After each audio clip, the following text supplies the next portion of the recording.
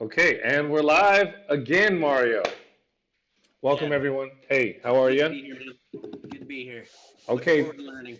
today we got some groundbreaking moments here. This will be our first day streaming primarily for JavaScript Live. Hold the applause. Okay, do the applause. Turn my Google is. Damn. Let's go ahead and hit stop and restart, and I'll delete this off all the walls. Go ahead and Um, back it up. so, folks, I'm your host, Chad, and this is Mario, my boss. He just got promoted 5 minutes ago, telling me what to do. So we're gonna whatever he wants to do today. It's gonna be Mario's day, officially a holiday on Sunday. Nice. Um, Mario's got some really cool stuff that we're gonna check out. Something called Replit, and I think we're probably saying that right. And we're gonna look into some JavaScript. As many of you know, we're streaming out over quite a few channels on Facebook and YouTube, and JavaScript is the core ingredient in a lot of that we do out there, and we're all learning every day. I mean, that's just the nature of being a developer. So we have different reasons to learn JavaScript. Some of us are building projects. Some of us want to do it professionally. Maybe sometimes both. But there's this, the ECMAScript 6 is a standard now, ES6, and there's some areas that I know that I could get stronger at. And Mario is also coming over to the web side of the development, so I've convinced him to let's do this JavaScript Live episode. So how exciting! Yep. So let's go ahead and refresh everybody's memory on where I'm coming from. I was Mm. one of six people on the planet that never learned any web development 25 years ago, 30 years ago. So uh, I'm trying to remedy that. I'm really aiming to shore up my basics. ES6, I can totally hack at it, but when I do that, professionals tend to cringe. And so they're like, buddy, you need to get some basics, some foundations going, source control, naming conventions, follow the conventions that are set as the standard by the ES6 folks out there. So that's what I'm here for, to up my game on. And we're gonna try and use Replit today because I'm also one of the few people that doesn't have a second monitor, and that means we can't share screens and be a little more efficient right now. So hey, who knows? Maybe one of those Black Friday deals is still out there. Black Friday deal. So that's a great intro to where we're at with your learning path. Me, I'm going to say that I've been using JavaScript a long time, but that I've more recently realized that it's time to even give it more attention about rounding out with the language because there's so much you can do with the older stuff of JavaScript, Mario, that nowadays there's methods that are a little bit easier to use. You could write less code and you could use the more modern pieces in the language and, have more features. Hmm. So string manipulation, I mean, at the end of the day, that's what we're doing in any of the programming languages and to some degree working with objects and whatnot. But whatever it is, we're pushing text to the screen, right? When it becomes HTML, JavaScript, or CSS, it's rendered to the screen, and it's text. So that's probably not the best intro about JavaScript, but we both know where we stand as developers. And Yep. I really want to take a chance to say like that this is pretty much we're just going to claim that every episode we do is it's about you and me on a journey learning to be through development, right? And I've got Yep. some background. I'm going to help you, and we're going to learn together. So many times we're going to run into things that I have probably haven't used for maybe a couple months, or it's been a little while since I've hacked on a method like that. But I'll have some memory of it, but I'll need a refresher. So I think I'll be a great journeyman to help you through your learning path, and I'll also learn with you. So go ahead and smash my like button and subscribe and I appreciate you very much. So that's been a great show. That's our joke. We're out of here. No, um, no, but yeah, JavaScript's a big language and it's evolving, right? And let's tackle it from the basics. So I think it's important that we ask Google, who's over here. Hey Google, what is ES6? Here's a summary from the website makeoisof.com. ES6 refers to version 6 of the ECMA script programming language. ECMA script is the standardized name for JavaScript, and version 6 is the next version after version 5, which was released in 2011. ECMAScript, or ES6, was published in June 2015. Man, something about that voice, I almost go right to sleep. I don't know what it is, man. It's like, is that what our future is going to be like? Just me conking out. But we got that. Good job, Google. Hey, Google. Good job. She's going to say thank you. Okay, good. Okay, good. All right. All right. So again, I don't expect a lot from this episode. I think that it's good if we just pretend that we don't have thousands of people watching us, and let's just have fun. Let's do it. So starting right I now, what do you figured know I've about? always been about that. So let's talk about before we pull up ES6, before we do anything, I'm just going to stare at you in this camera longingly and ask you, um, are you familiar with scope and block scope, function scope? Like, and I don't want to catch you off guard. I'm kind of learning to be a little more dialogue-ish with JavaScript. Like, are you familiar with that stuff? Yeah, I have a basic grasp of it from the other languages I've used if they're similar to it. So, yeah, within a function, if you declare a variable, it's only within that function or scope of that function. If you declare one outside that function, it's going to be different. If it's named the same, it's going to have a different value if you assign it outside of that function and inward. So, yeah, some of the reminder links you sent off when you were doing some pop quizzes on the React channel in Discord kind of threw me for a loop. There are some interesting cases out there. So Oh, yeah, interesting. Yeah, yeah, yeah. some basic ones.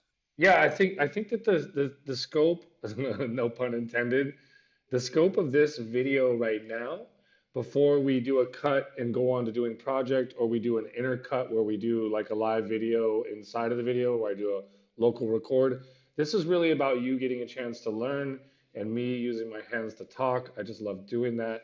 So, what is a function scope? I Googled it, and it's saying by default, right? Human speak here. All variables created inside of functions are scoped to that function. Perfect. They have what is also called function scope or local scope. Okay? And then variables created outside of any curly brackets are in the global scope, but they are still local to that level of scope. So I guess that we could think about them as containers. And just to kind of remind you and sort of me talking it out with analogies, the web browser has a thing called the window object. And when you want to talk about any object in the page, even the body tag, it's going to be document. It's going to be like window. Let me just look it up before I start saying it wrong. Which one goes bigger? Document.window? I think so. So let's see, document.window. And the window object, yeah, a document window is a section of the screen used to display the contents of a document. And so shorthand sometimes we could say like document.getElementById. And then the window object is the global namespace. You could think about that container, and I could be wrong here, but we're learning to talk through this. Hmm. But that global namespace where you instantiated a variable outside of braces, it still has a tray, and it's considered a global. And we talked about it the other day about globals are bad. They're not bad, but they're just for larger applications where you're going to work with other developers or the application serves an entire company and does tons of things. You wouldn't want to quote unquote pollute the global namespace with like variables like object or obj or main or foo or I or any of the variables that we all might use, just even variables that are dynamically generated by compilers like A through Z, right? That they use, sometimes you'll see like stuff that's been transpiled. You wouldn't want all of that to just dump into the main handbasket there because you eventually might run into a collision. And I can tell you that I never really believed in that stuff so much until I started. I always did. I knew it was a best practice, but until I had a job working for a CTO who never tested his stuff in iframes, but everybody was grabbing his application and serving it through iframes. And so, what I really want you to understand about that, are you familiar with the iframe tag or frame sets? No. Okay, good. Okay, good. So that'll give us a good bearing of where we're at. I would recommend maybe Googling it on your end too, but a lot of times when you see a web page inside of a web page or an HTML frame set which are deprecated, iframes are really popular. Let's take a look at that, and it'll help you understand where I'm going with this. Okay. So an iframe is basically it's an HTML tag that they tried to deprecate, but it was so widely used that they kept it around. It just Hmm. beat the deprecation police. And depending on who you ask, they're like, it's deprecated. No, it's part of the spec, and I haven't even looked, and maybe we should. But when you make an iframe tag, you can put the URL of another web page in it, much like a container, like a div. You're familiar with divs, right? The Yep. division tag.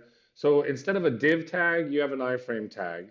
And you can put a bunch of iframes on a web page, and you can think about maybe an application like TweetDeck or others where there's like, oh, hey, there's a little site in here, there's a little site here, there's my tweets right there, and they're all from other URLs. The iframe tag is a very popular way to load up a web page inside of your web page. Oh, cool. Yeah, and we can play around with it here in Replit, and maybe I won't just go all over the road.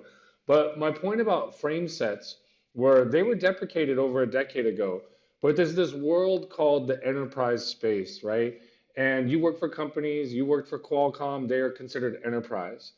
And specifically, when they deploy a vendor's website, like let's say they bought a copy of artificialgalaxies.com, and you're like, hey, you guys want to check out space over there at Qualcomm, so you buy my system. Well, the first thing they're going to do is ask you to do an integration for single sign on so that people inside their company only have to log on once and they'll be sessioned into your application.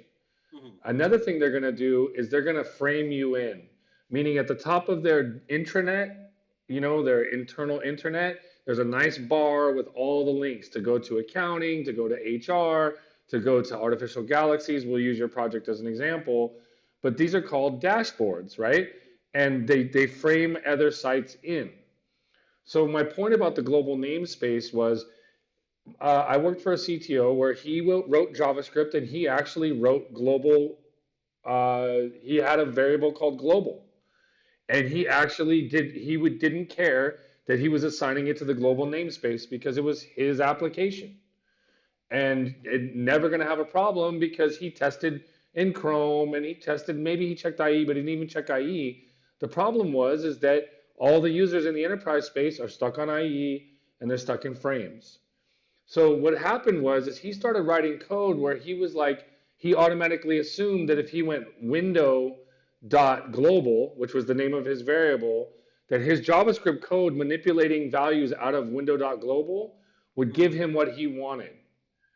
But what he didn't realize was that the minute someone framed his site into a frame set, meaning that you've got more than one, you're no longer the root window. Hmm. You have a collision. In fact, you have a collision not with anything. So all of a sudden, his code where it was like window.global equals value for session ID, whatever he was doing, the interpreter, the browser, since IE9 on, was like, oh, he means window.global. He means window, my parent window. And because of cross domain security, like domain A and domain B are protected from each other, Hmm. his application would break. Single sign on didn't work, all kinds of things didn't work. Now, the solution, because he was using global variables, was to now use self.global. He happened to call the variable global. He could have called it foo. It didn't matter. But the way he coded his application was to be like, hey, this is my world and I want to use globals. And I called it global.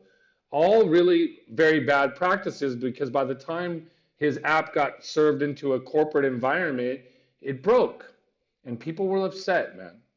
So that's where the point of the why it's a good practice not to use globals, because even in that scenario, window.global variable is a tray that if you get framed, you may not even have control over that. Like if someone frame sets you in or iframes you in, and they're trying to like, and you have internal code that's like, hey, I'm the root window, so I use globals. You are going to get in trouble with window.global namespace variables.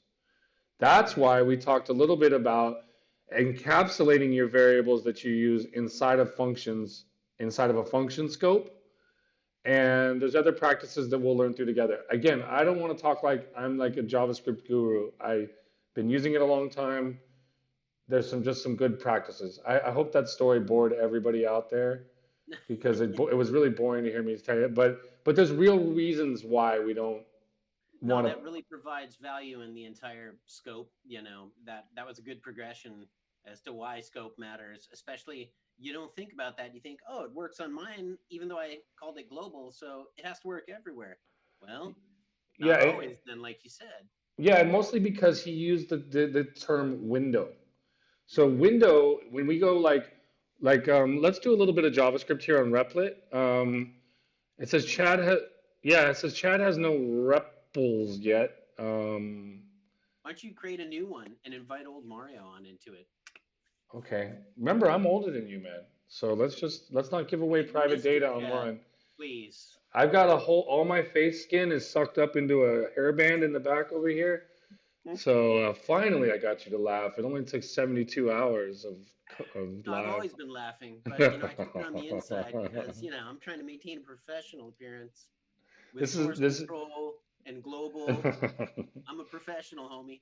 So offline, Mario and I were talking about the benefits and the annoyances about source control sometimes, and when you're new, sometimes you want to learn language code before you go learning all the configuration management. And I'm with you on a lot of things where I've joined projects where the configuration management of the application overtakes just building stuff. And but source control is a very important piece. Look at this, github.com/user/repo is optional. So we can include source control with this, but for now we're just going to go what the industry calls cowboy, Wild West. Ah, yes.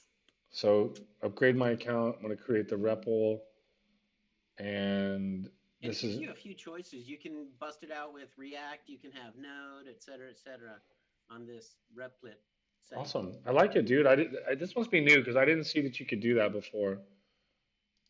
Source Horizontal. control, by the way. How do I do a share? I do an invite now, and Yeah, okay. yeah. Search. What's your username, boss? Let's. Mario Roberti, capital M, capital R. Oh, does that matter? I don't know, but it shows up on my side. So what? Well, let's have a long speech about that. And back in '72, when I was dealing with iframes, oh God, that's a. I invited you. But I mean, I think if anything can people can learn out there is you're always going to run into people who have taken the boot camps, learned the latest and greatest, and you can tell that they haven't really worked in the enterprise space because every company is at its own time frame in space. Not everybody can refactor their whole $1 million application that they built for 5 years straight to React. They want to. Anything new they start building, but as a developer, you're going to run into code that was written for 10 years ago and you're gonna have to deal with old browsers too. So I added you, boss. All right, let's take a look. I just got a notification. Someone invited me to collaborate. I just can't believe how good my skin looks on this screen. I think from now on I'm just gonna live on video. I look amazing. Dude. And Feeling then here good. I am, the pink monster. I don't know what the deal is with my camera. I might need to send it back and get a new one. Yeah, and whatever you're doing, your lips look like they don't match your audio. It looks like you like it's like blah, blah, blah, blah, and it does not match. Oh, Hello, that Chad. How worked. do you think you find? Do my is my the words coming out of my mouth matching Yeah, what? yeah. Okay. You're matching. Awesome, man. Good, dude.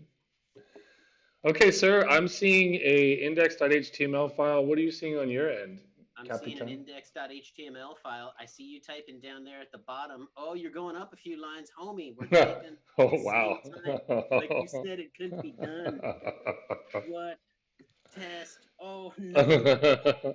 You see me putting in there? Do you see my test showing up? Yeah, and I do. I see a test of my patience. But Oh, are we talking to the crowd or are we talking to each other? Let's just make it about you and me. And if anybody watches, they can subscribe on our JavaScript Live because, and this all is our, yeah, this is all for me, man. This is all for me learning. So if other people jump on in and get something out of it, great. Otherwise, it doesn't matter because again, all about me good. and ES6. Do you think that there's aliens though? We talked about that offline. Are they doing JavaScript? Yeah, definitely, man. I have some pictures Let's see some conveniently pictures. located right there. Whoa, who's this Where they guy at? right Where here? they at? Where they at? Oh, he's coming up. I'm Wait for waiting. it. I'm waiting. Don't crash your computer. My God. I know it's my poor Mac Mini. There's homie, No, all I see is space. dude. You're I not will. sharing my screen. Well, I'm wearing a tablecloth ensemble today while Mario figures out his deal. It's made by the folks in Mexico. It's $9.99, and we're not talking pesos. Nice. Yeah, it feels nice. Feeling jazzy. Lice cap. So, Well done. anybody who ever logs into our shows, just go ahead and switch to about 40 minutes into it where we actually write some code. Um, but we're okay for the React.js folks out there that are new or that they're figuring out how to use React, but they want to understand ES6. That's the mainstay of why we're using JavaScript Live now is to come up to speed on stuff. But Mario needs a little bit of basics. So go ahead and tune out or skip ahead to the video, which doesn't yet exist because we're live, baby. But anyways, just bear with us. You'll learn something, and maybe patience is what I always say. So Mario, I know you can't see my screen, but I want to do something with the window object. I can see the replit screen though, so let's do it. Okay, so like, how can we? There's a console tab over on the right, Yep. and then we want to basically do some scripting. Now we got a script.js file that's included right there at the bottom, so we can write code in there. But I'm gonna write just above the head. I'm gonna put some script tags in the head there. And there's benefits to sometimes doing that, but most of the time you'll want to put stuff down by the closing body tag. So I'm also going to put some script tags there, just so that we can just muddy the waters wherever we want. But from a top-down execution point, the browser reads top-down until it's told to do something else. So a lot of times that's why you'll instantiate style ahead of anything that manipulates your style. So that's why you'll see CSS references higher up, usually after the title tag in the head, because it's sort of like from top down. Like think about what would be a good analogy space-wise. Someone gets beamed to the holodeck on Star Trek. A lot of times they start beaming from the top down, so it goes with the head all the way down to the body, right? Now, as they're executing here, the brain of the browser is going to be reading in directives, like the style. It's going to know it. And then if you want to manipulate style dynamically using JavaScript, or you want to sort of decorate stuff, that's when the HTML and everything in the JavaScript is kind of coming into place. So I see we got that sandwich. Don't make me hungry already. So it's okay to put stuff in the head. Sometimes we'll include jQuery remotely, or you can even include React remotely. It just there's some benefits to having it in the head, but a lot of times you'll want to make sure that your HTML is fully loaded. There's methods for that, and we can get into those in a little bit. But one really good trick is to just put your JavaScript just before the closing body tag, because you'll know that top down the browser knows about the CSS. It's kind of like, hey dude, like think about it like this. Hey dude, we're gonna build a house dynamically. We're like, okay, before you start building the construction and the 2x4s, what's the color gonna be? What kind of doors is it gonna have? Are they gonna have French, blinds? Like what are the gutters gonna like? And what is the styling gonna be like? And that's where the CSS is pre-rendered, and then the house starts to get constructed because the HTML is getting read in. Now the dynamic things might be maybe the heating and air conditioner can be programmable. Like it renders in as a construction, but you put some logic into it last, and you're like, I want this home to, kind of like when you punch up here. And now my analogy is going way bad, but the JavaScript is where like a smart home, where it can dynamically open the shades, maybe turn AC on. It's been pre-programmed. It's even got security, like it's watching things. It can listen to things, right? Not the best analogy, but the home is the structure. That's HTML. CSS is the styling, how you paint it and how it looks. It can be manipulated by JavaScript. Both the HTML and the CSS can be manipulated. So when we're done first describing that our house is going to be a certain color, a certain style, certain bricks, we did that in cascading style sheets. But then we made the construction of the home with the 2x4s. We painted it up real nice with CSS. Now we want to add intelligence to our smart home. We do that through manipulating with JavaScript. That's the brain. Okay? Gotcha. Hold the applause. Human generated. Now let's write some code. For God's sake, man. So if we were to do console.log window, what do you think it's going to say? I don't know. What do you think the window thing is? Is it a string? It's a object, I think, isn't it? Okay. Yeah, so like probably a better question I could have asked would be, what is type of? Like if we use the type of method in the debugger, what do you think we're going to get for the window object? Window. Window. Well, on your end, you should have saw the output under console. Oh, I didn't run it. I'm gonna run it. Boom. Object. So I think, and again, remember, I'm not the JavaScript guru that I'm professing to the world that I am, even though I am one of the founders of JavaScript Live. Okay, I, I mean, hey, I've been around. There's no hair under this hat, let me tell you. So, type of window, it's an object. Now, I think someone had told me in JavaScript that almost everything is a function, and that I think pretty much everything in JavaScript is a function to a degree and or object. Now, I don't have that figured out completely, but I get that. I get like what I'm trying to say is that even the window object, it's a functional envelope. It's got scope. When we talk about variables, there's a root scope. So I'm gonna just Google that because I feel like a real JERK for saying everything Hey, in this is JavaScript this is is an a object. practice. This is like a doctor's medical practice. This is a JavaScript practice. We don't have all the answers. It's all about practice. So thank you, man. Thank you for letting me off the hook because yeah, I I, You're all I right. I Googled is everything. I misspelled it. Is everything in JavaScript an object? And it says Yes, there's actually a web page for it. That's why I love the Webernet, dude. dude. Yes. Oh, you weren't saying dude. You were just okay. Dude, JavaScript. What? good I'm. job on Googling that. So let's check it out, man. It says JavaScript makes an arbitrary distinction between values, primitives, values, and objects. Primitives values include Boolean, numbers, strings, null, and undefined.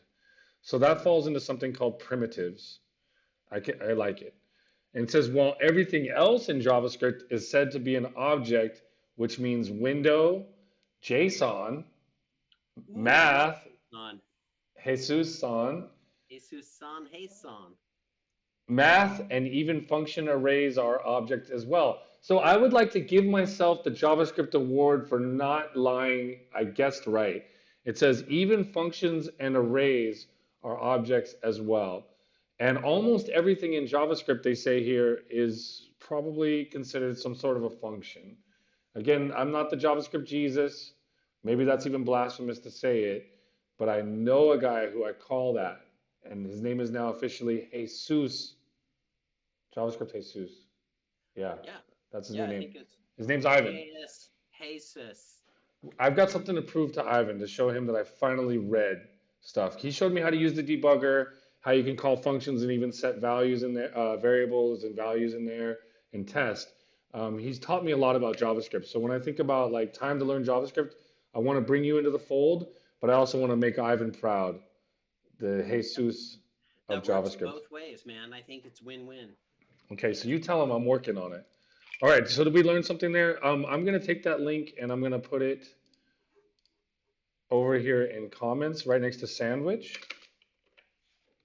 Is that cool by you? I like it. And I'll put a note there that says I was right. Is that cool? Yeah, you have my permission and blessing to do that. Okay. All right. So type of, you saw the little method. It's all lowercase type of. You don't have to wrap it in parentheses.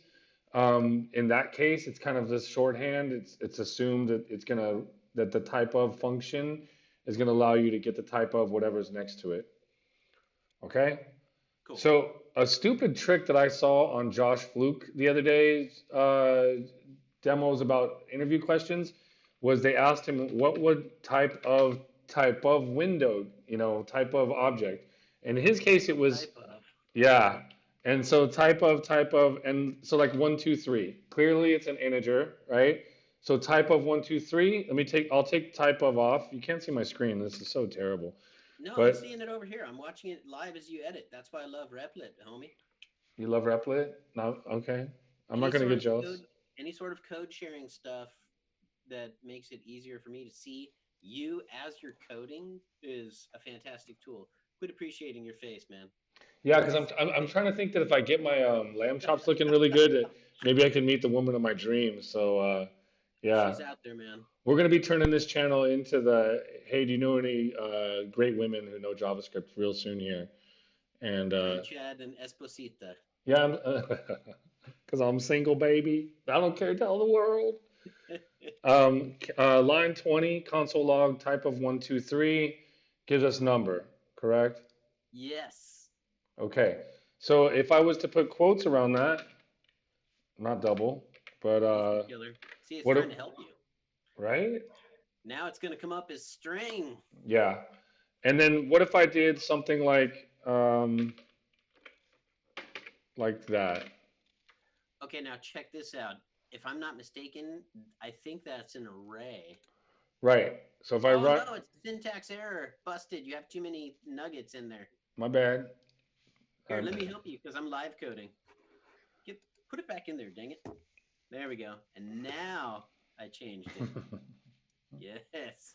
Object. I'm out of It's an coffee. object.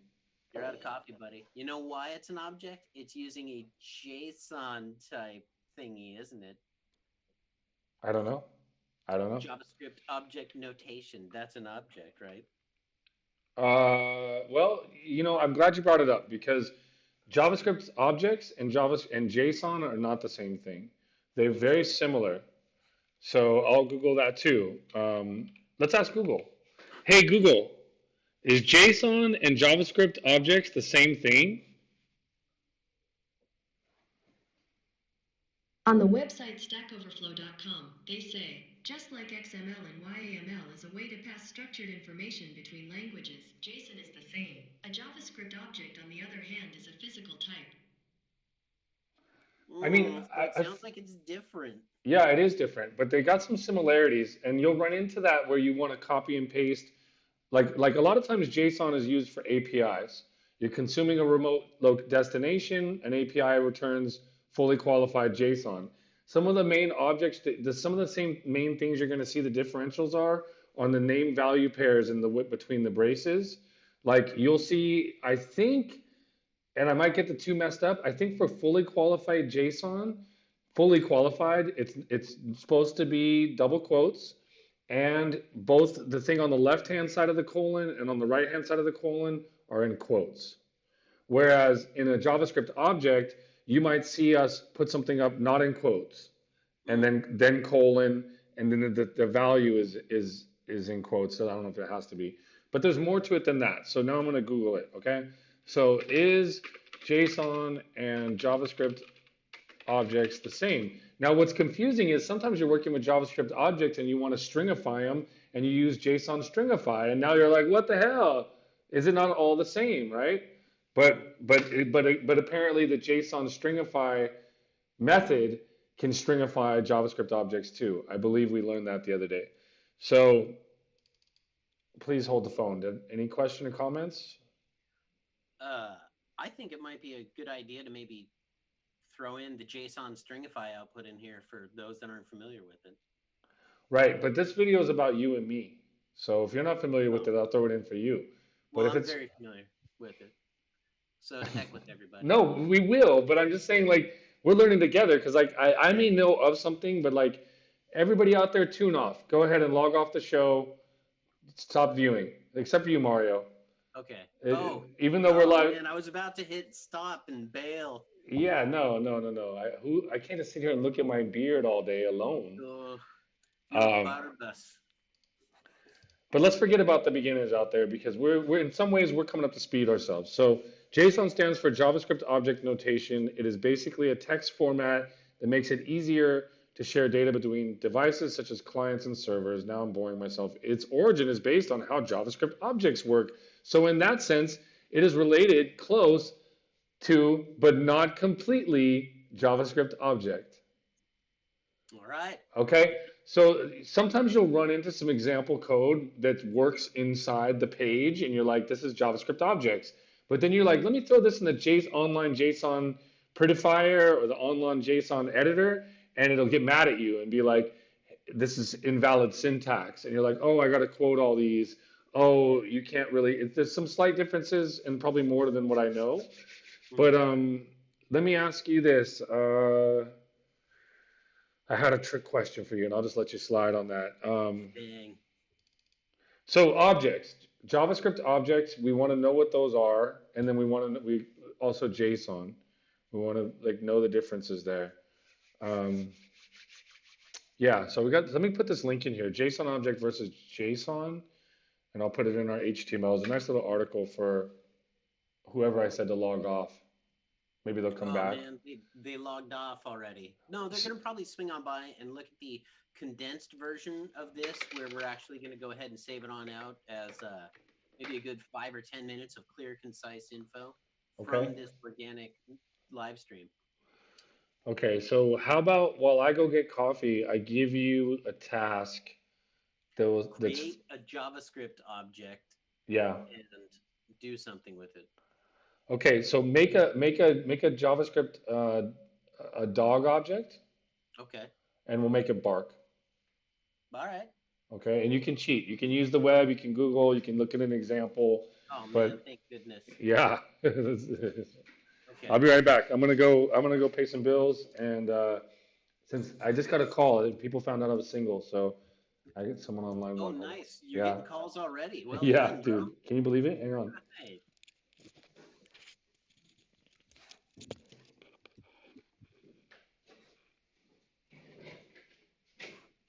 All right. I'm totally gonna win here. It's gonna be great since Chad's gone. He can't hear me talk mad smack about him. I'll show him. Now, to make JavaScript objects, mm, dog object and a bark. I can't be the again. I can't be the first person to actually do this. So boom. Hmm. Hmm. Hmm. Hmm. Oh. Uh-oh. See somebody here. We're never the first person to do stuff on the web out there. That's definitely what I'm down to show here. So, okay, here's a person. I want to find a dog. There it is. Dog.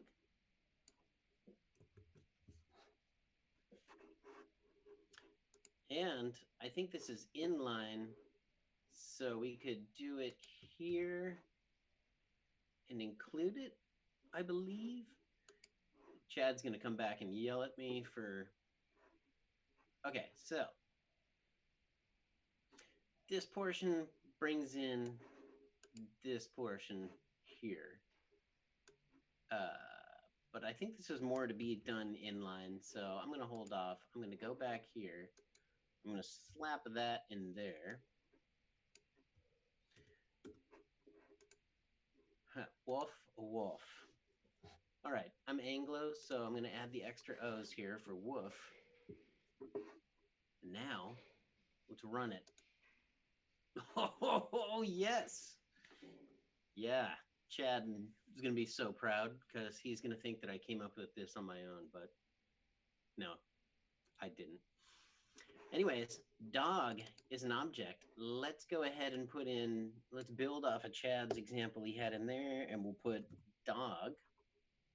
Boom, save, and run.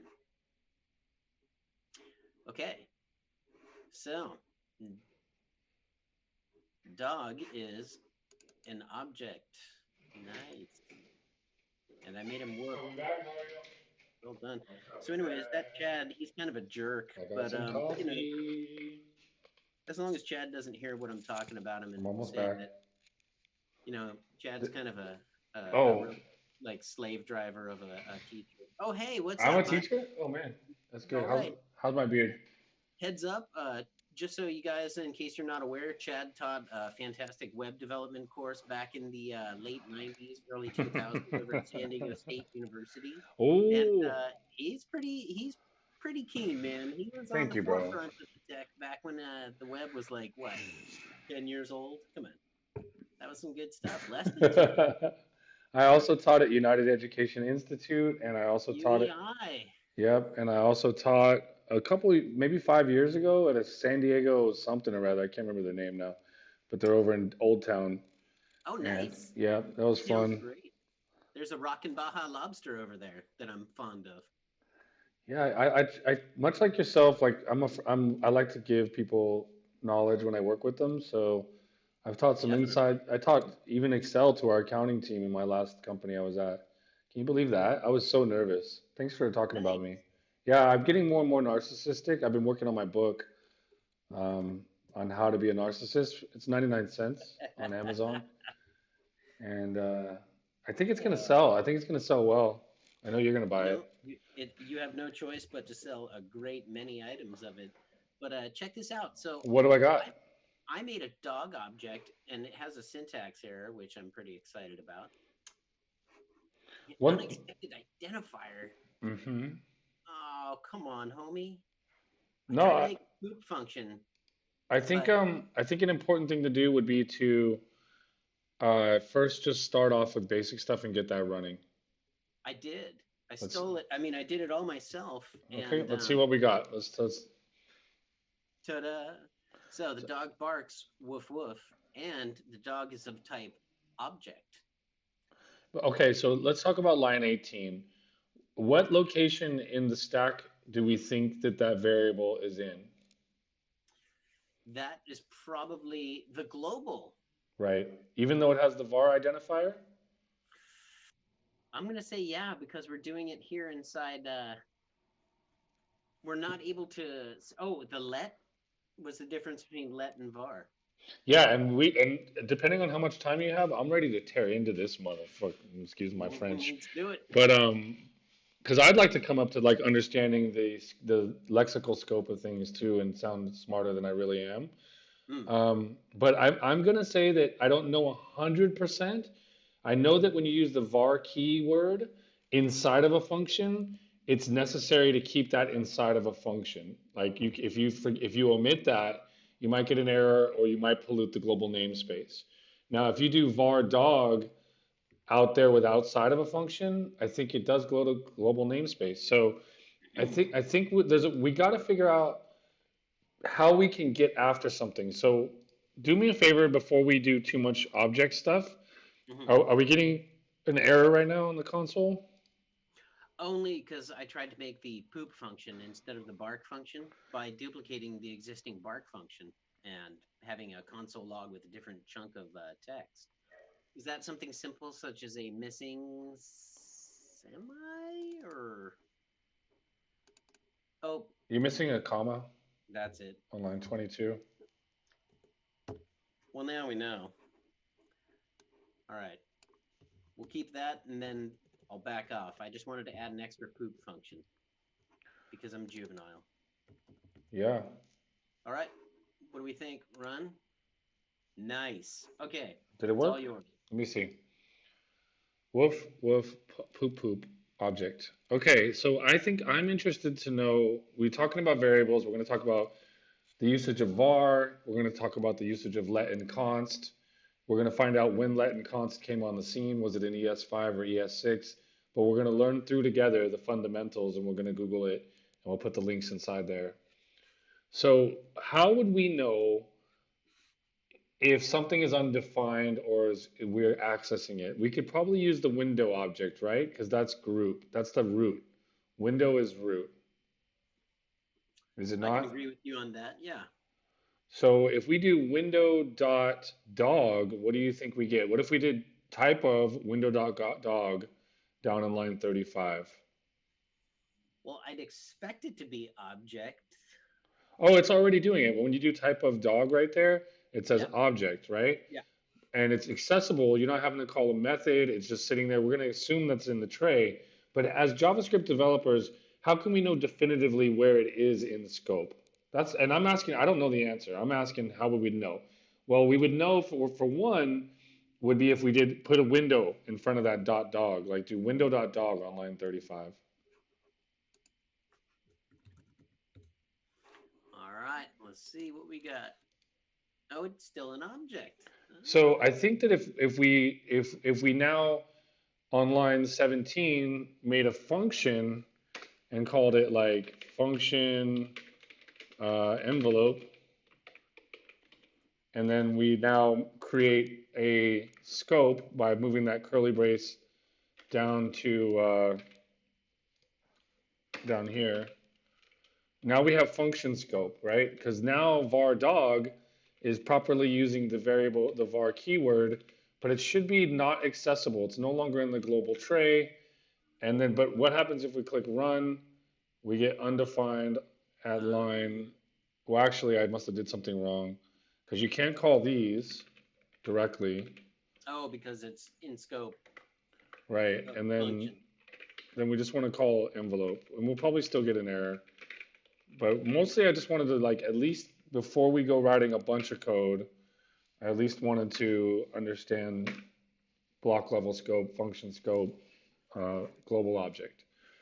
Made a So slight correction there. thank you. There we go. So when we run Undefined.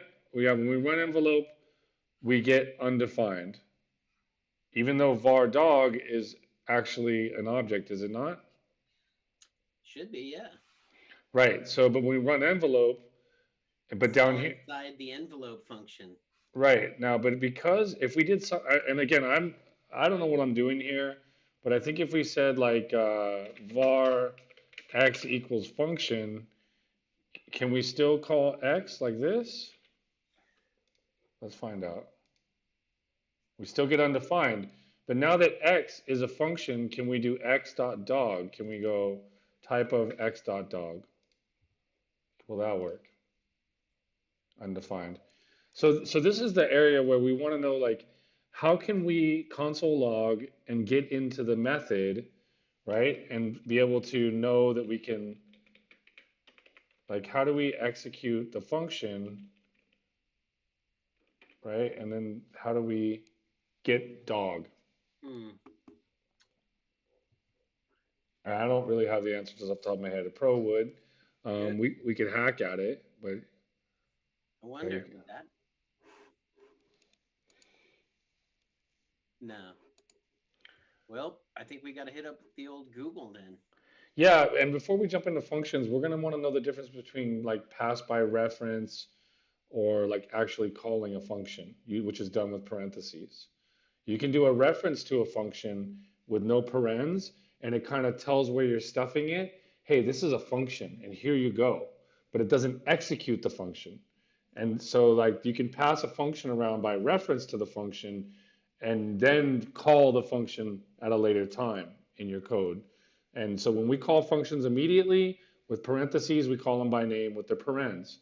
But you can actually assign a function to something, another variable, but not have parens on it. And it's gonna that new thing is gonna have a reference. It's gonna have a copy of that function, but not yet be executed. But like I'm kind of all over the board, and we'll learn that stuff. But I'm just kind of saying those are more advanced concepts. So, but let's see. We now know at least if we do type of window dot variable, we know that that was a global var. Even though you let's back it up. Like back when we had no function wrapper, no closure, if you will. Even without the usage of var, that thing was in the global. And if we just did window.dog, does that still run? Syntax error, what did I miss? Var dog, window.dog. Oh, we're missing a closing curly bracket. Thank There we you. go.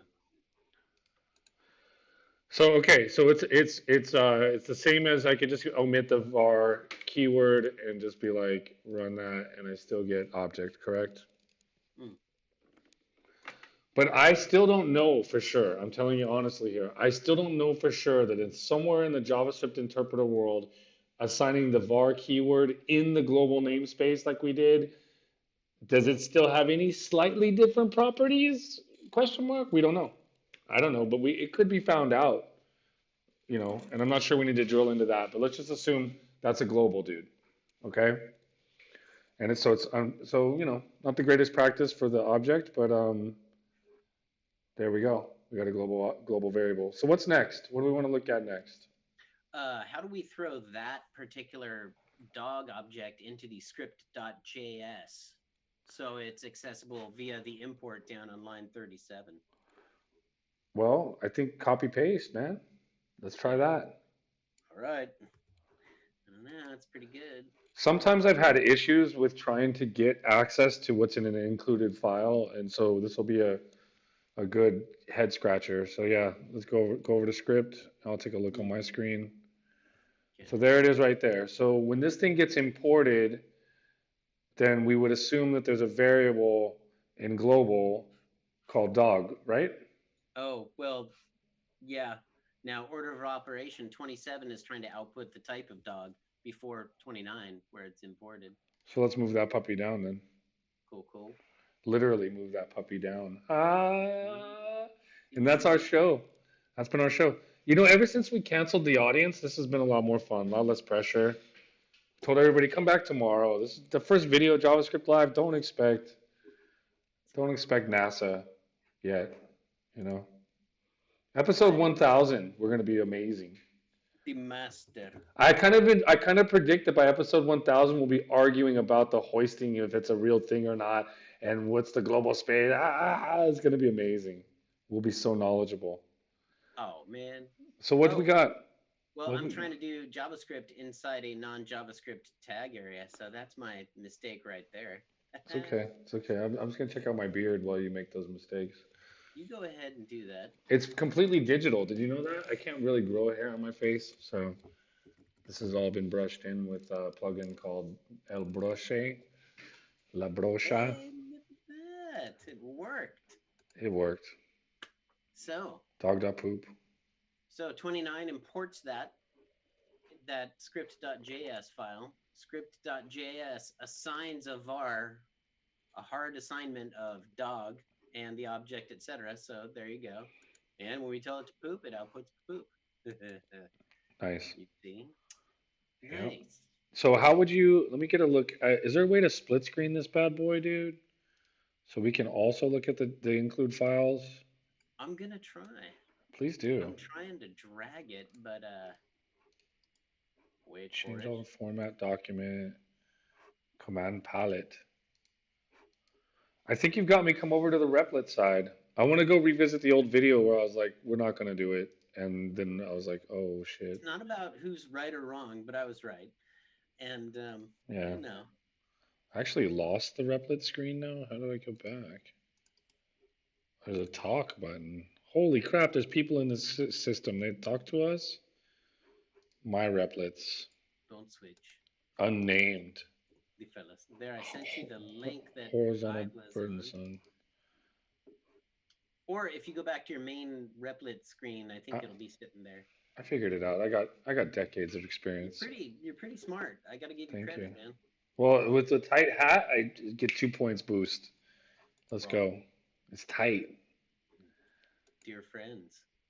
I'm sure everybody logged out by now. You know, I see the analytics and it's like everything's going good, and then like one bad joke, and they're like, Yeah, so maybe there'll be some well, new people dialing in right now. So forget it. for everybody dialing in, oh, sorry, go ahead, Mario. It's your I show. was gonna say, I'm just looking up on Google how to maybe do a split screen of two nuggets. A replit. Wow, I guess I not the could. first person I to could say. probably. You know what? I'm sharing my Scrizine. I could probably just duplicate this Scrizine to another tab. How about let's try that? Why does it not say that we're live in JavaScript channel? Let me check. I feel like Restream screwed us, man. Oh, we're live now. Edit that. Sorry, Restream. I mean, I think you guys are great. Yeah. So what I'm doing, boss, is I'm pulling up two tabs side by side, and I'm going to click JavaScript in one window, and then next to it is going to be the one that's with the HTML. Okay? Done. Done magic. Magic done. All right, so what's next? What are we doing next? What are we learning next? Are we learning stuff about the scripts of JavaScript? Well, I definitely like the dog object. That's pretty cool. Yeah. Um, Can we pass a parameter? Let's pass a parameter. I was just gonna say, yeah, let's maybe be able to create its pass a parameter for its name. Its name. The dog's name? Okay, let's do it. Yeah, Let's do it, bud. yeah. Let's do it. Now, what we need to make that a function though, because the object itself, I don't know if you can create an object by passing a parameter. Don't you have to encode that within a function? Pass it a variable. Well, let's get our nomenclature right, because so if you do have a function called poop, Hmm. and then you have a function called bark. So these are the things that the dog can do, right? It can Yeah. poop and it can bark. Yes. But you want to call maybe you make a function called like name or I like. name, yeah. I'll I, probably do this. no, I don't think you need to do. Well, good point. Good point. Because your functions are like you have a couple functions on line 4 and line 7. So why don't you go ahead and just repeat that, like, and put another function in there that takes a parameter.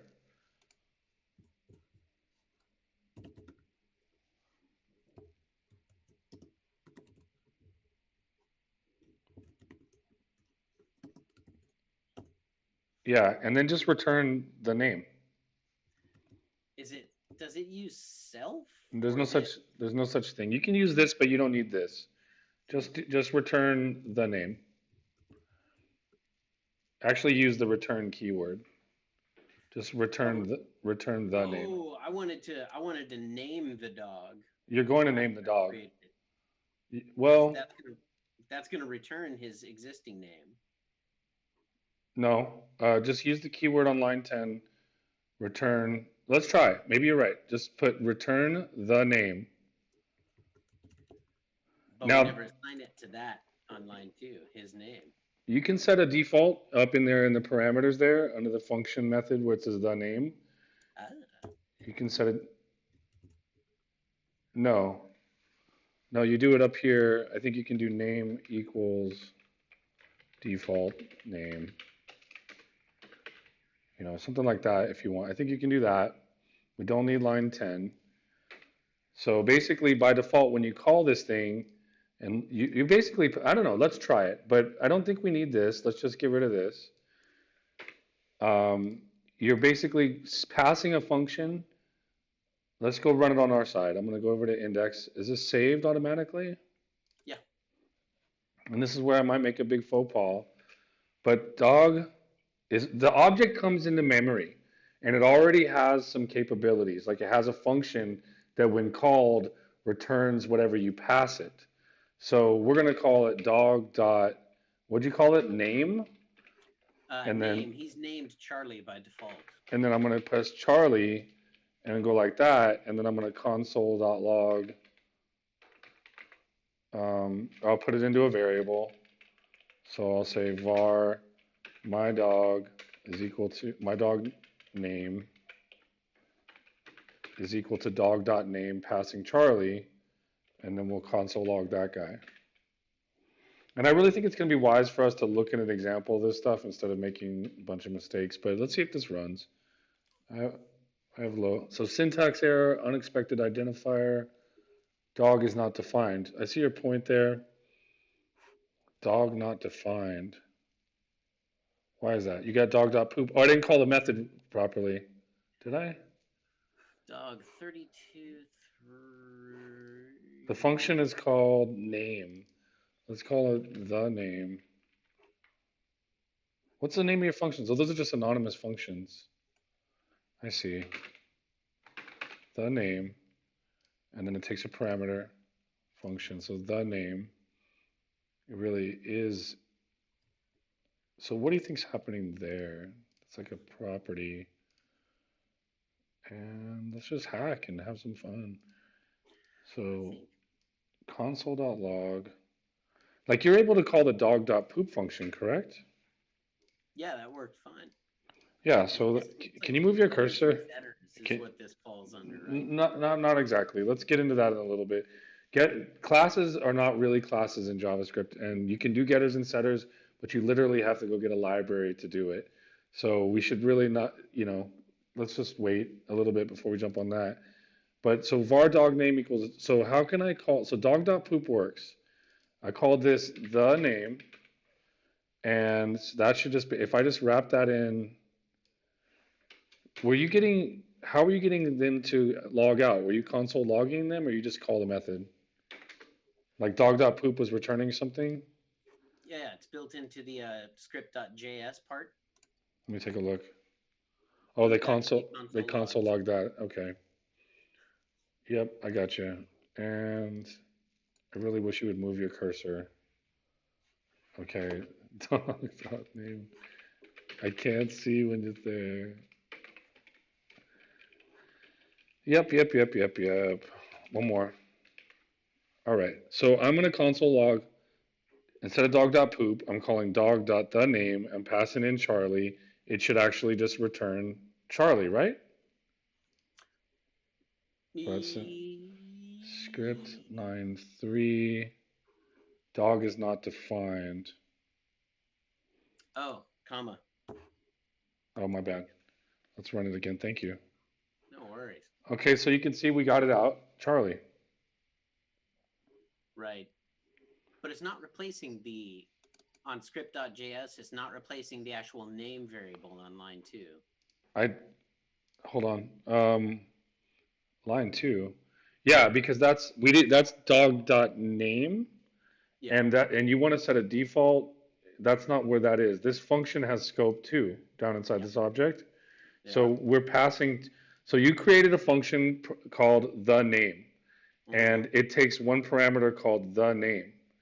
And so if you wanted this up in here to get down in here, maybe if you call it the name, it might make it there. I don't think so as a default. But like normally we wouldn't. Look, there's ways to do defaults in params, and it would be down here. The name equals. It's a default. Not we'll call it Chad. So I guess it's a style of like wanting to come up with default. You did it in one of your scripts, right, with artificial galaxies, where you had the default value versus whatever got overridden. Yeah. So we could look at that example, but I'm gonna go back over to index. I'm just gonna run this. Poop poop Charlie. So Charlie still came back. It did override, but if I don't pass it anything, what do you think will come out? Nothing. Chad, because I set it to No. default Chad. Learning. I guess I wouldn't say that that's the best way to do that. And in fact, I guess I got to keep arguing for the fact about JSON is for data. You're not going to control APIs, and the data comes in. Sometimes APIs will bring you functional objects with data embedded in them, specific to what you're trying to do to make things more complicated. This thing is an object. Is it a data object? You would have to say that as the architect. You'd be like, yeah, there's going to be data in this file. It's generated, and there's values in it that I care about. Another person could argue that you're making a widget factory and that there shouldn't be any hard coded values in it. And if they were, we would want defaults like fill in your name or no name passed or something human readable like error or error you didn't fill in a name, like that kind of stuff. So, but I mean, there's probably a way that you could have set default values up there. What you doing? I'm just, messing. Cool. I like it. I'm enjoying. I'm not sure exactly what we learned either, but I think everybody who's the one person in the audience learned that we didn't read the book. We're just hacking at it. Let's keep going. Time check. I got about 7 minutes left, so no pressure. All But right. I'm kidding. I meant to say 700 minutes left on this video. So yeah, that's interesting. You do name Charlie. Now you could get access to that and stuff it in as your parameter over in index.html. You could do dog.name as your parameter. What? No, you're not going to have that. I don't believe that's going to be in scope, and that's not what I meant. Um, Let's see. yeah, you're going to get stuff, I'm gonna get stuff. and Okay. stuff is going to be undefined unless you pass something. Wait, was that give Because name? because we can't see your screen. Let me go back. Yeah, you called it give name. So line 34, I'll comment that out. Be sure to wrap it in console log. Oh yeah, that's right. Console log. All right. And So much less fun. Are you typing? It's not showing you. Here we go.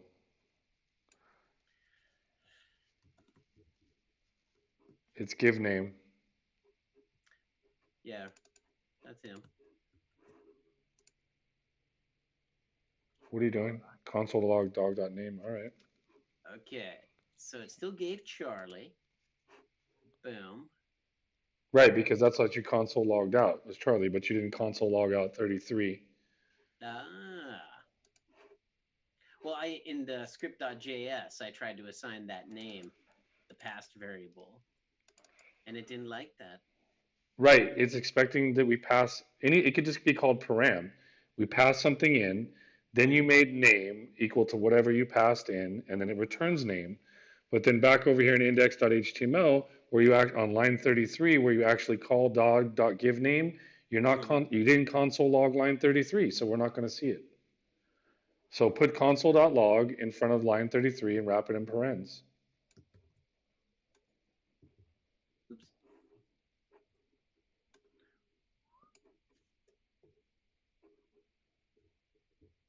There you go. Just don't forget. Yep, exactly. Let me run it on my end. Uh, We get poop poop slap Charlie. nah. Oh, Okay, so yeah, God. it wasn't working like I was thinking it was gonna. I just hope that everybody out there knows that we spent hours preparing this script prior to the show. And to make it say poop poop slap Charlie. This is just amazing. We don't advocate violence towards animals at all. We're just using this for a JavaScript demo. Love Yeah, animals. They should be treated with dignity and respect. and JavaScript should be too. So we probably won't want to do console logs in our include.js file very often. It's also something like, yeah, I mean, let's mix it. Let's pick one over the other. So it's why we're doing console logs out here, or we could do them all in there, but it's up to you. But Jar let's not, talk. you want to do them all in the script. Okay. No, we'll Uh, cut them out. I would say, no, I would say since we call the methods from inside the index HTML, we should keep the console logs here Oh, because we know we're calling the method and we're getting back what we want. If we make this other linked file and we're doing everything in there, this is about interop, you know? So so basically in script.js, it's not console log anymore. Let's not use that as a logger.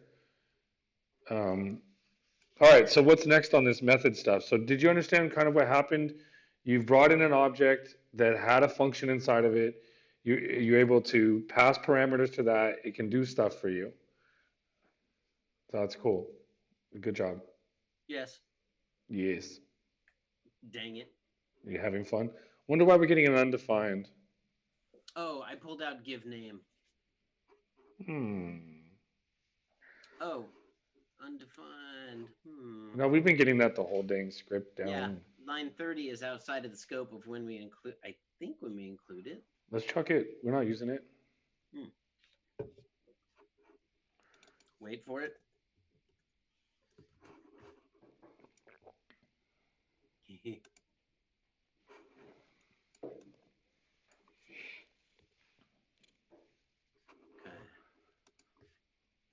All right. So I think we have, so the problem I guess we have with script.js is that it's bringing in a global. Like if we were to release this as like a library, I can't even say it, Mhm. we would want to make sure it would come in encapsulated. And there's lots of examples about how jQuery does it. They wrap their entire set of code and they cast it to the dollar sign. And that way, whenever you want to reference any of the methods inside of their bag of methods, it's dollar sign, parentheses, then method name. So it keeps everything nice and protected.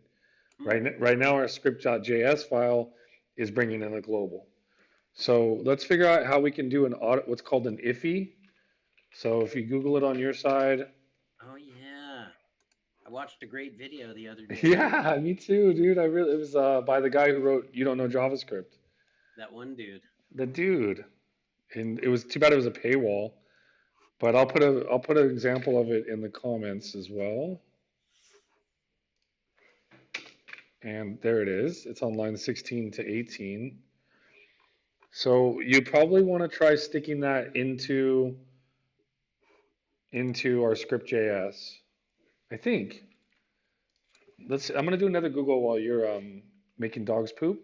Let's see. How to encapsulate a library closure. What would it be called? Iffy $. I really don't know. We could just look at jQuery and see how they did it, but immediately invoked. I better read that iffy article. I mean, look, no reason why we can't talk about it right now. What is it's got a style to it that automatically invokes. It stands for immediately instantiated function execute. I don't know what it stands for, dude. Immediately invoked function expression. Function expression. Thank you. Damn close. So it just auto executes. Okay. So if you do like var my var equals an iffy, it's there's a Medium article about it. We should probably play with it, but they're very popular according to that video we saw the other day. It And must be true then. yeah, I'm gonna look up jQuery and see how they're instantiating the $sign jQuery, and go to jQuery.com, and then I'm going to take a look at how they do it. I really want to just see the dang thing. jQuery sizzle. What the hell? Where is the CDN? jQuery CDN. Do you feel like that lunch thing coming on soon? How you feeling, man? Yeah, I think so. Yeah. Is this what you would hope that this video would have been? I don't Yeah, know. I feel it was a lot more concise and we were zeroed in on some pretty, substantial portions of some basics of JavaScript instead of flying all over the place like we have in the past. Because Okay. my mind goes a mile a minute, so it kind of made me stay tuned in on that. So Good, because I mean, yeah, I know something's good when you're happy, because I was feeling the opposite, man. I was not. I'm just kidding. Chad was I like, was like, I I was can like, tell you this is terrible. this is not No. good. All right. You can't see my screen, but I want you to go look at the method over. I'll go pass it back over to Replit and forget what's there on line. Look, check out my line 20 and go to that. And it's an unminified version of jQuery, which is why we're live in React.js Live, I guess. And there's a way. So notice on after the comments where it says like it has everything in those star comments, Hmm. right to where it says function global factory. Hmm. Notice that first thing is a paren. Yeah. And then you scroll all the way down to the bottom. Notice that it ends in paren and a semicolon. And then inside of that, one line up at the bottom, it says return jQuery. Dang. So, and then the jQuery function gets set up somewhere down here. Let's take a look for where it first gets mentioned, where it's actually used. Right around, yeah, right down there it says jQuery equals function selector context. But somewhere in this whole dilly bob, they choose the keyword $sign, and that becomes the shorthand for using jQuery. So I'm gonna look for that. And there's, Oh, yeah, you find it? oh, I found window $ equals underscore $. That's the kind of stuff that they did to make it so you could shorthand all the junk that they have in this big bag of property mix and not have collisions. They also were pretty competitive back in the day. There were, I think, no, I forget the names now, Moo Tools and others. I think one other ones, maybe it was Prototype, the library. They used the $sign too. So it was like jQuery is like, no, we're going to use it. We're jQuery, and it just really encapsulated stuff. So I'm trying to find like a mini version. I saw a Stack Overflow. How to make $sign your wrapper methods and wrapper classes, JavaScript, I guess. We just want to like make something that we import that doesn't have collisions, but is accessible. How do I wrap a function in JavaScript? I mean, try just if you make an iffy in your include, it's gonna automatically invoke whatever's inside of there, and it's accessible. What's his name says when he made his iffies, he always names them. I And remember. and the trick to execute them was the two following parentheses, right? So why don't we try something like that? Let's make this thing a method, but Oh, it's probably going to be something like, oh God, maybe I should make a backup before I start breaking stuff. go for it. Uh, Bulletproof functions in JavaScript. Why use function wrappers? This okay, var bound who this equals function who this dot call them. Yep. Profiling. Mixins. Here we go. Mixin patterns in huh. JavaScript are often used to augment a prototype method. We got a lot of basics to cover, man. Really, we're going to go from the ground up. Rise and grind. Cancel every Sunday for the rest of your life. That's already happened. Good. Good. Back to hacking. Hi. Okay. I feel like I've taken us down a road that we weren't quite ready for when we haven't even finished looking at scope or variables. But yeah, try making a wrapper function around your object. Then we can call, we'll know it'll be accessible in memory, but we're going to make it automatically invoked. Yeah, it's weird. It's that part that I can't get my head around is it automatically versus assigning it to something like you instantiate an object or you assign a variable. You var something equals Yeah. whatever. Okay. Well, if you look at line 16, right? Line 16, Okay. um, that by doing that, it's basically anonymous in index.html. Gotcha. It's basically an anonymous function. It has no name. Hmm. And the trick on line 18 with the trailing two parentheses there, Yeah. that's going to automatically invoke it. That just causes it to execute. Hmm. So I think we can just cheat and go put this in script.js, and I'm going to put it at the top, and I'm going to put it right there, and then I'm going to take line 3 that it's currently at, and I'm going to go put it at the bottom of everything. So now what we've done, besides making a mess, is we've encapsulated var dog into this. Whoops, it's saying it's saving, so I don't know if. Okay, it's good. We've now encapsulated that variable dog, so we're not polluting the global namespace now. Hmm. And this thing is now a function that's going to automatically run. It can do stuff, right? So like if I wanted to do like have it go fetch me data, or if I wanted the console log, or if I wanted to manipulate the CSS or do anything automatic, it's just going to happen because we included it in index.html. Huh. This remember this is an iffy, a function, Yeah. and this closures down here, Right. these last two parentheses, if I took these off, this thing will not execute. I don't believe. Right. So we basically put a wrap around it. It doesn't have a name. It's just generic. It's going to land on the global tray in the compiler, and it's going to say this guy wants this stuff executed. And on line 2, 3, or anywhere we want, we can do stuff. But one thing we do have here is these parentheses on line 1 and 17. That's an envelope. This now gives us functional scope. So now that we're at functional scope, and on line 4 we do var dog equals this object as its value, we've Hmm. now encapsulated this. So the thing that I don't know is how we're going to get access to this thing without knowing it by name, right? Yeah. So now let's try it. We may not be able to. Maybe there's a way, but it's an anonymous function at this point, right? Okay. So if we do console.log, what would output something? I didn't look at our script, but it was Oh, bark. what dog.bark. Yeah. It will do something. Okay.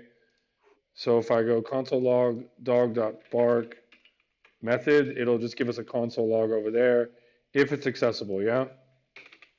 Should. Yeah. But we now have it wrapped in a function. So we get reference error, dog is not defined, right? Oh, So yeah. because it's in that anonymous function with no name, we have a reference error. Yeah. Says it right there, reference error. So Oh, how? it's Yeah. scope. Yeah, you're right. Hmm. So back over in script.js, we could make this thing that's called function with parens. How did that guy say that he named his functions? Was it like function blah like that, I or thought it was was inside the last. Well, I know he passed variables in with that last set of parentheses down there on line 17, but I don't know. Yeah, why not? Let's try that. right? Blah. Okay. Right. So we're gonna say that when you call blah function blah, that we're gonna console log. I already just told you we're not doing this, but now we're doing it blah blah. Okay, just to keep it real confusing for our one watcher out there. This other stuff is gonna still return no bueno. Then we go over to index, and then we do expect some errors, folks. Type error, console log is not a function at blah. Whoopsie, I typed it wrong. Console.log. And then back over to index, and let's run this again. Whoa. Blah, Nice. blah. So we are able to, so since it is still auto executing, is it not? Yeah. Okay, so now we know that there's a thing that's referenceable by name called, it's a function called blah, blah. It's a function called blah. So Right. so how can we get access to something inside of blah? Console.log. Do we go blah? Sorry about the function name. You've chained. Like we know that out here in line 40, if we go console log blah, and I'm gonna move the console logs out of there so we know that we're getting returns. Whoops. I'm gonna console log blah, and I'm gonna change actually the console return to say you called blah. Well, it auto executes, right? Yes. So let's pass a parameter to it. We'll say param, and then we'll console log param. And we know that's all going to be working out here on index because we can just be like, the string that we're passing in is hello. And we run it, and we get reference error blah is not defined. We got a function called blah. So I don't think that we did what he said. I don't think we properly made an iffy with a name. I do know that sometimes people do stuff like this, var blah equals function, right? And then you just be like, now blah is the function that's inside of there. And then over here, we can just call blah.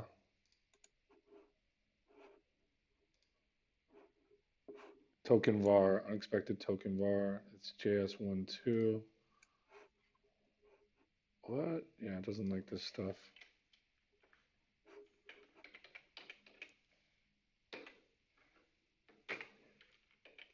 Just comment it out for now.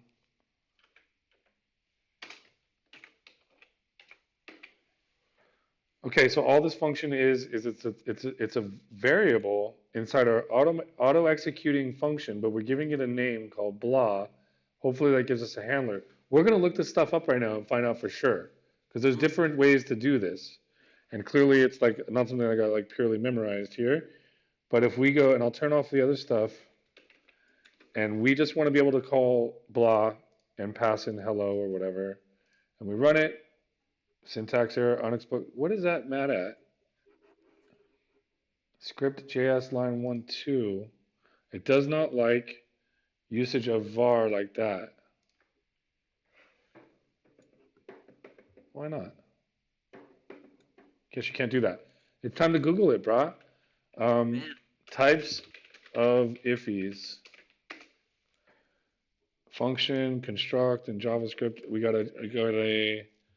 I used to know what this meant, but I'm struggling now. Is this basically saying document.unload? Okay, that's an auto inc. Okay, var foo window.load foo.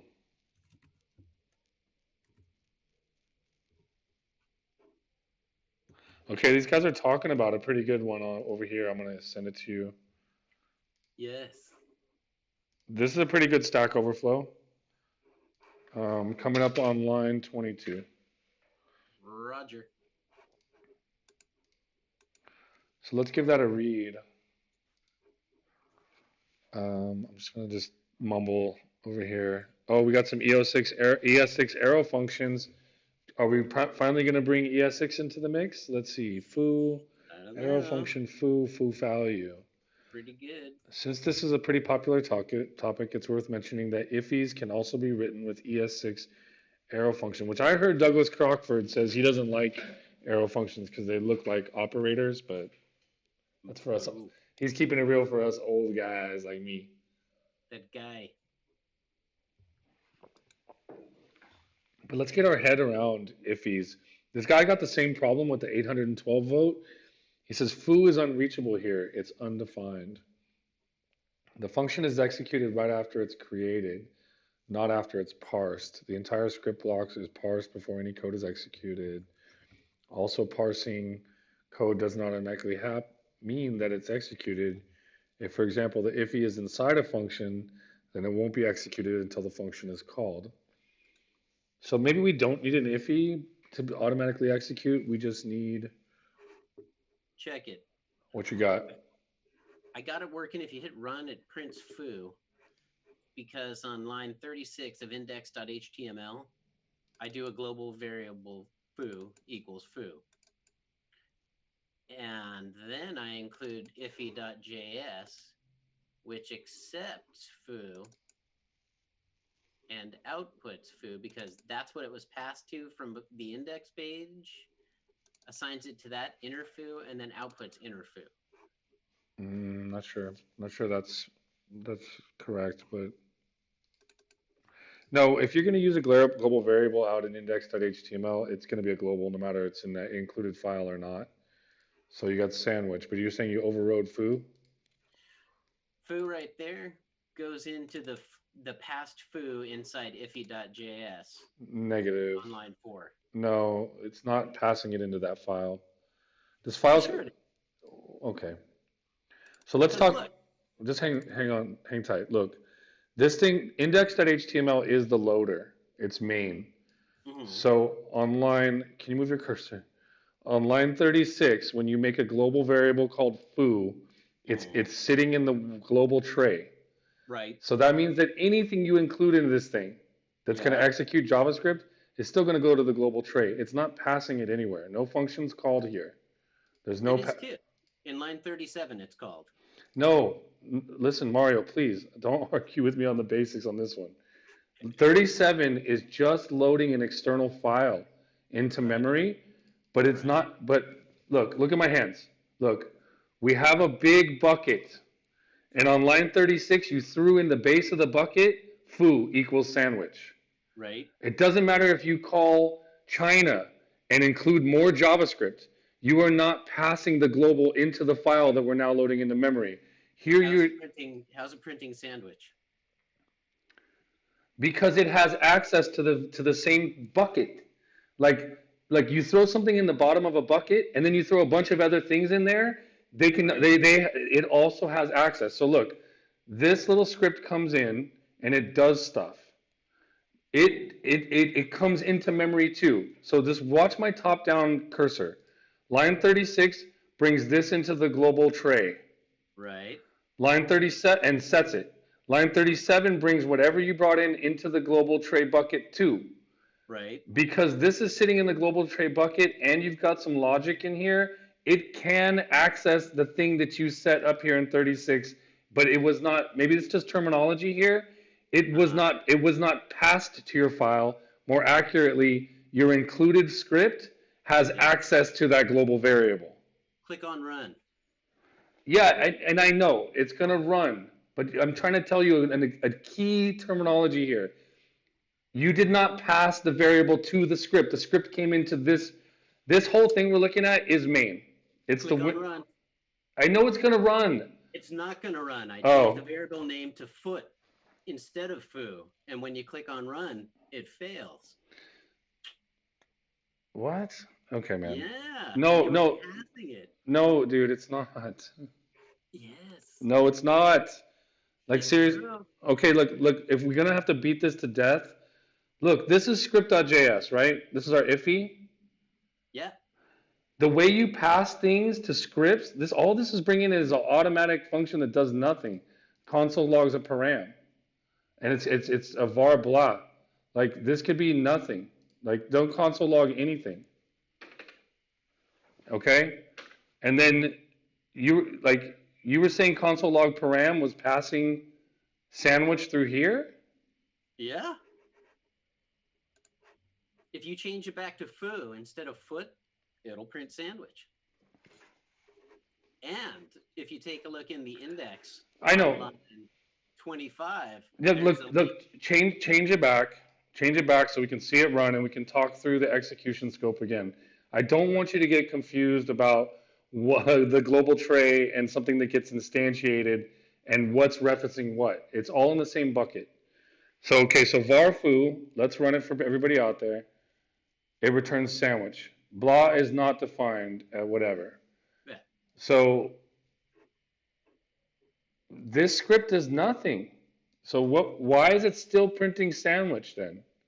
on line 4 of iffy.js, it's accepting that foo variable that was passed in the line before on index.html. Well, just please bear with me because I'm going crazy here. We have a variable called foo equal to sandwich, Right, and then right down here, are you saying when I console log blah hello, there's nothing, right? That's where we're getting that one error. right. And then you're saying that by executing this, it's going to give us sandwich. Yes. Yes. And then let me just go back and just bear with me. Or take a look at the article I listed on line 25. That's where I got that from. On line 25, let me take a look. Did you see? No, that doesn't make sense. But I'll take a look at the article. Why would it automatically log out the variable just because you included an iffy? Because that variable was passed to it, declared back in index.html. Did you Well, see? no, well, yes and no, but dude, look, what I'm trying to say is that the web page, in this page, we instantiate a variable, okay, and it ends up in global tray. In this page, we include a script. This one right here, script.js, right?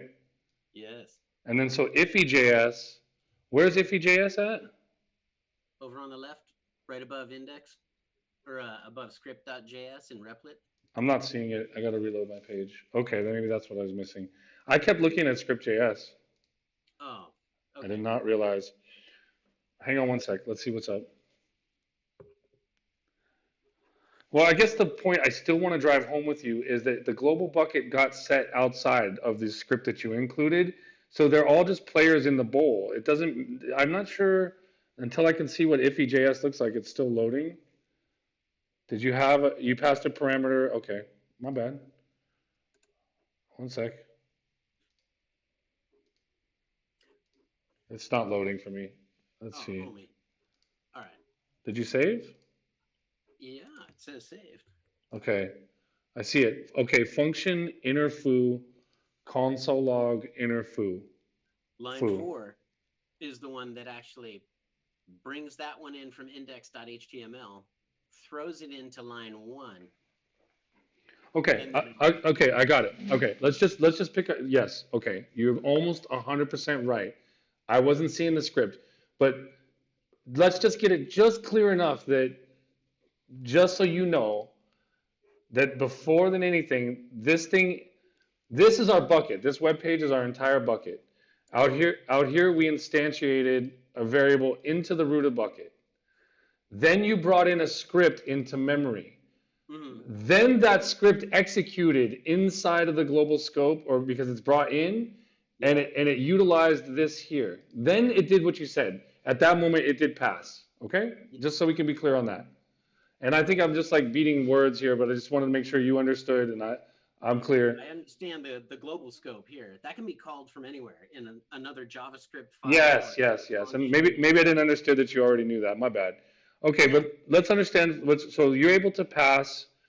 That's really neat, by the way. Good job. The ify.js. You're now. What do we need interfoo for? Oh, inside, that's just a parameter name for it in scope. So this is how we can talk to an anonymous function without having to get it by reference name. Yeah. Awesome. Only taken into the fact that you got to take into account it's going to be executed instantly. So you better have everything cocked and ready. So how can we? Why don't we migrate this over to our script.js? I swear I'm sitting there hitting script.js and there's like nothing in it, and I'm like, how is this? I don't. I All just right. gotta read the code. All So right. So let's get our you thing want to working. do the entire dog? No, no. We want to get that to exit.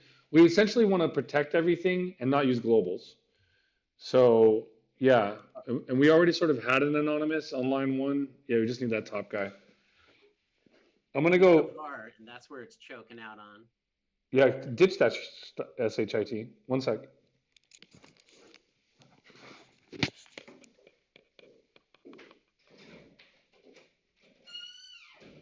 What Chad doesn't know is we've secretly replaced his regular decaffeinated coffee with new Folgers Ultra with 4 times the amount of caffeine.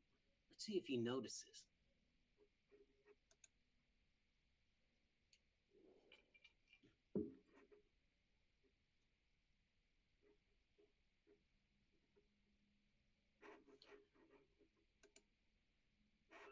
Okay, let's see.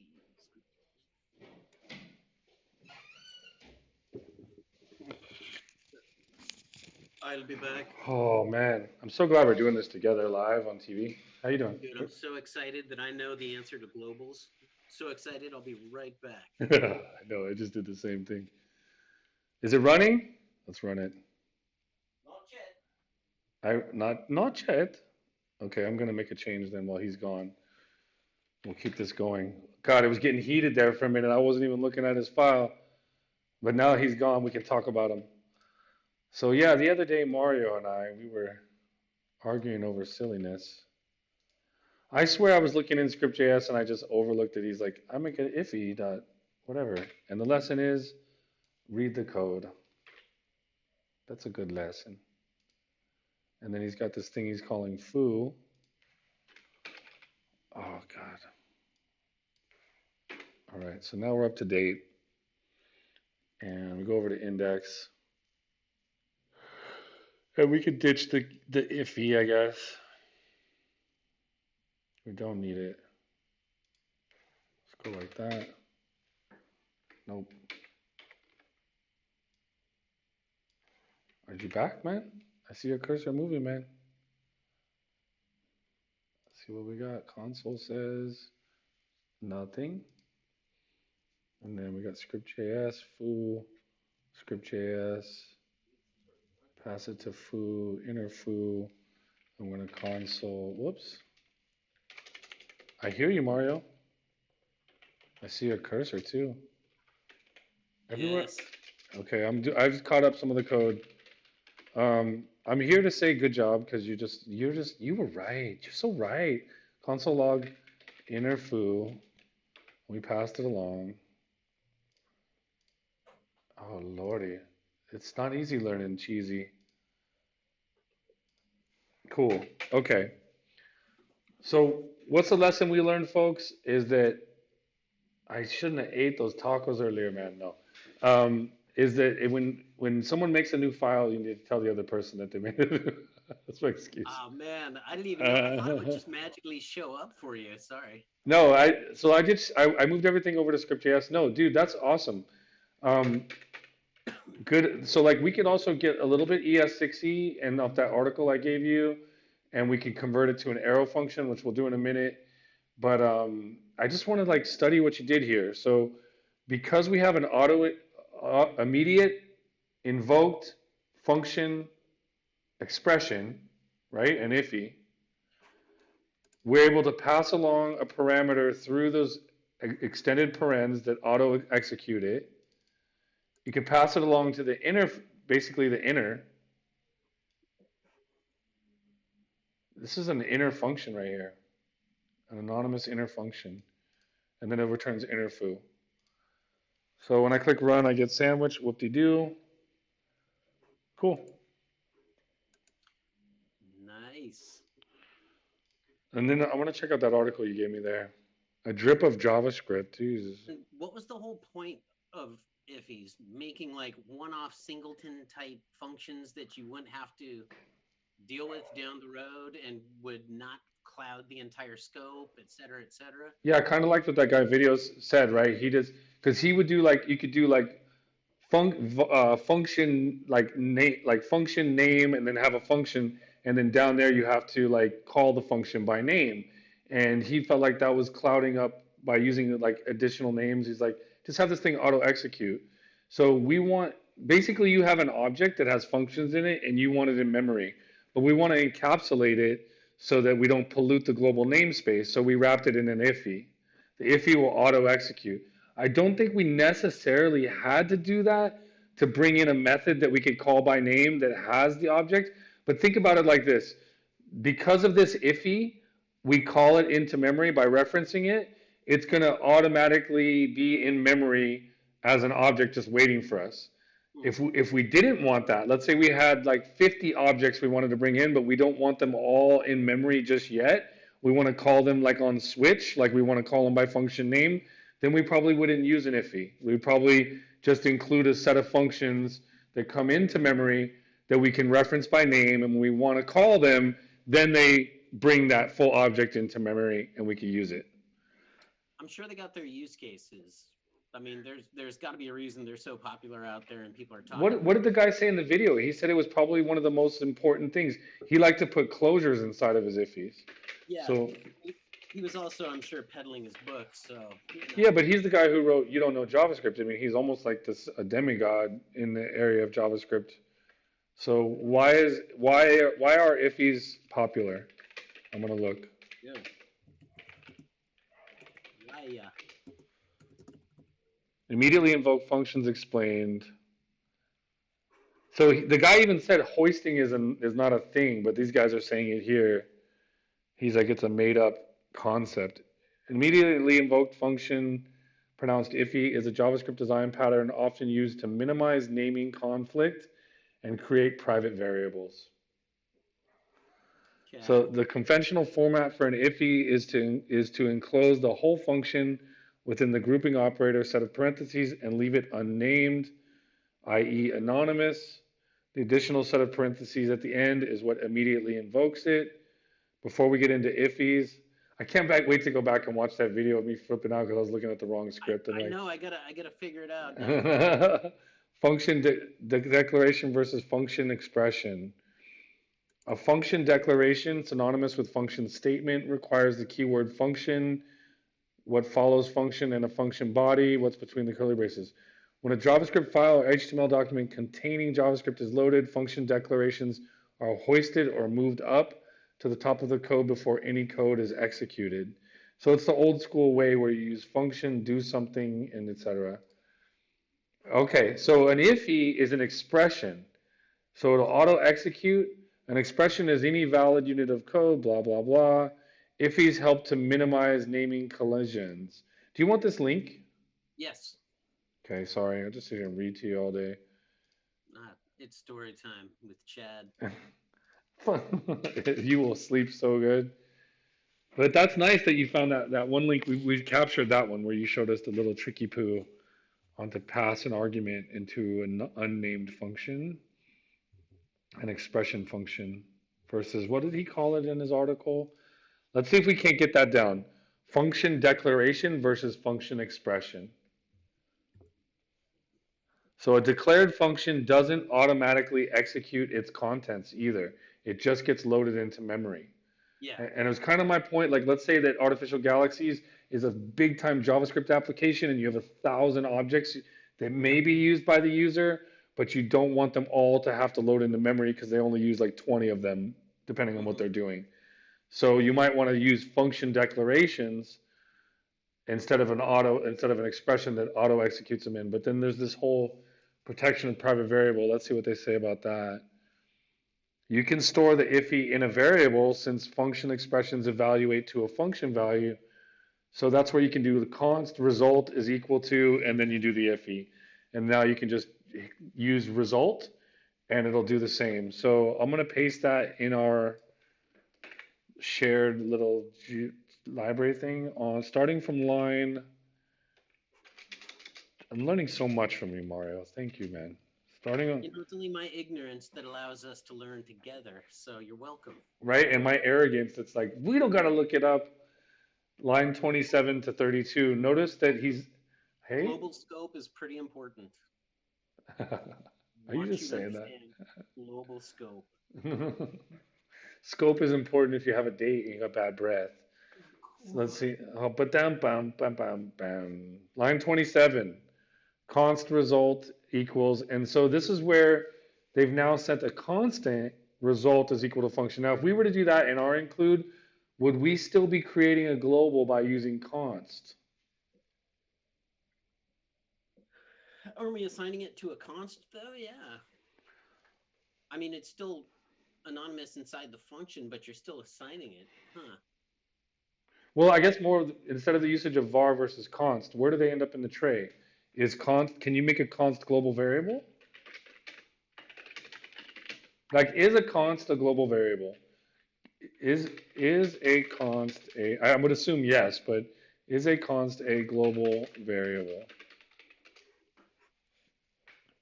Global constants and global variables. A constant which is needed in more than one function can be declared a global constant by declaring it a constant using the reserved word const, initializing it and placing it outside the body of all functions, including the main function. And I just said that off the top of my head. I swear I didn't read that.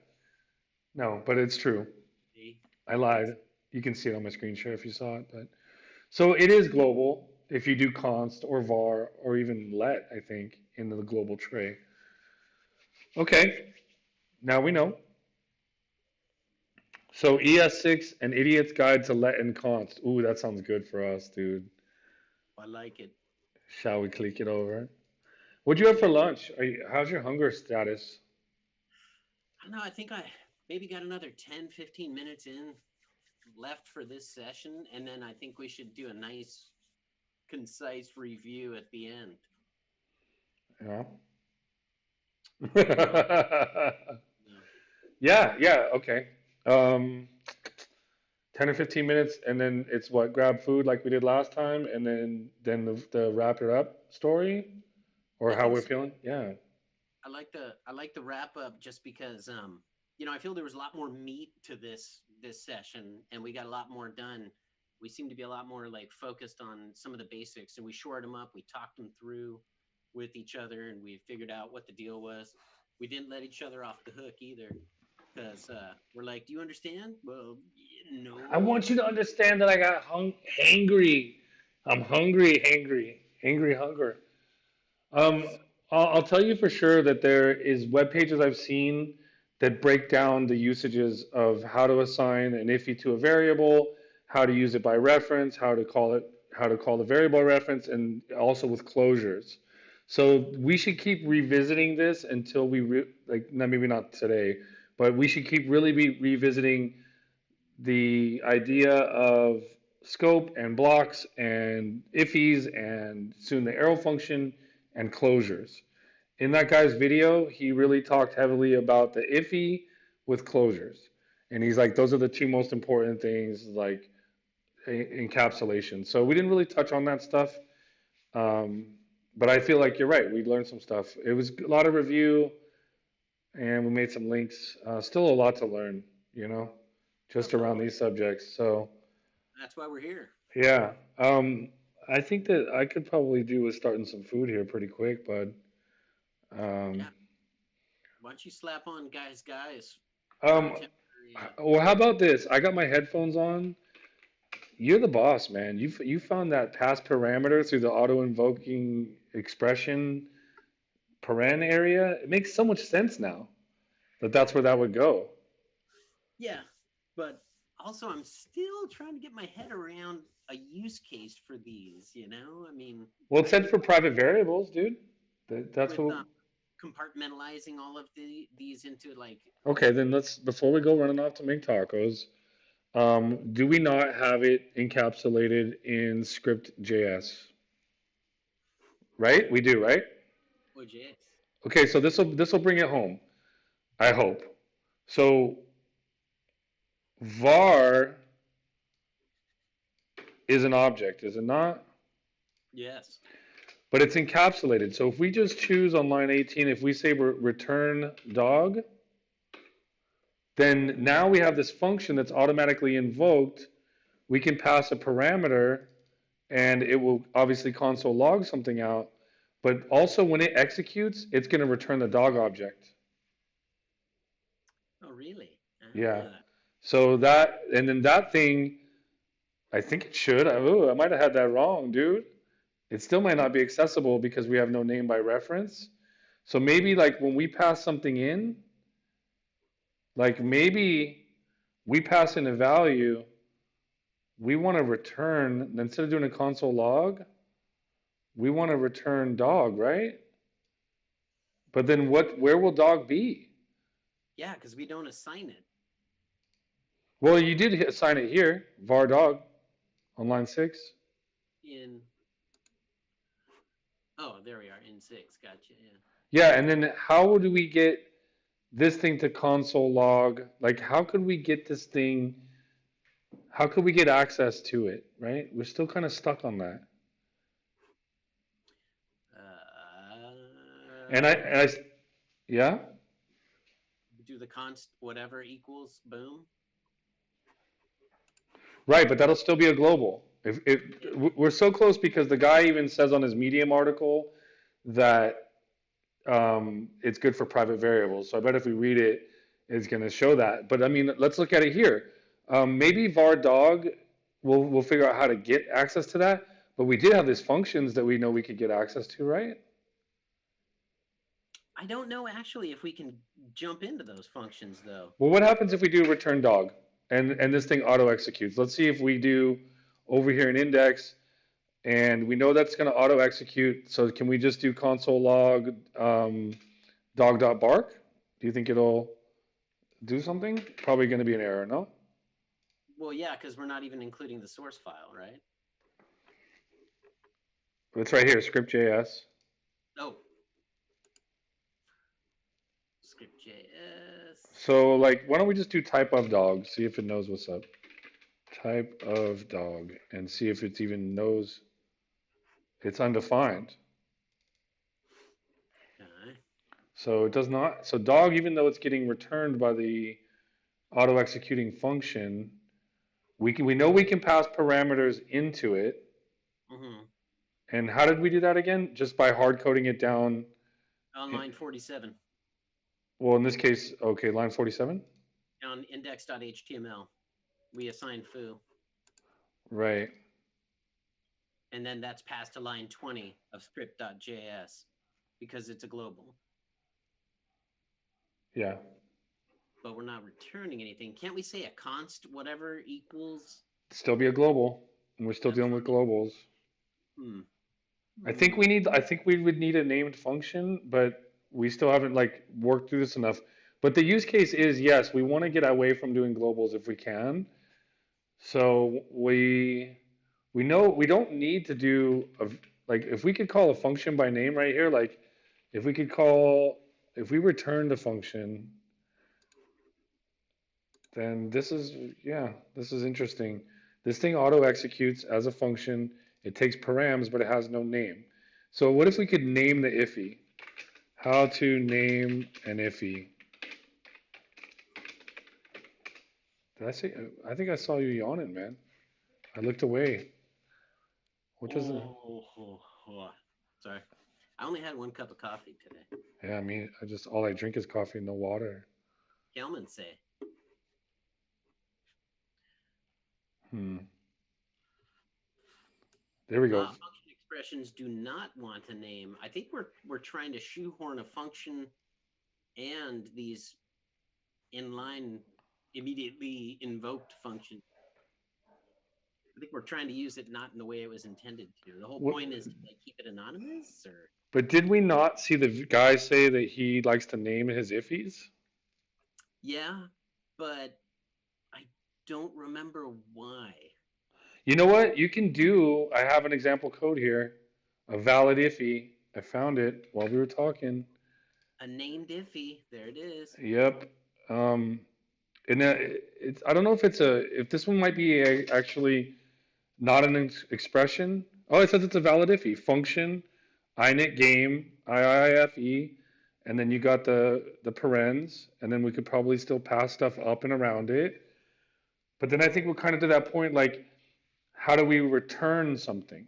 Like It now that, says yeah. because you can name an iffy on one of the other articles, but it says it doesn't change the fact it doesn't leak back into the global scope, and it cannot be invoked again after its execution.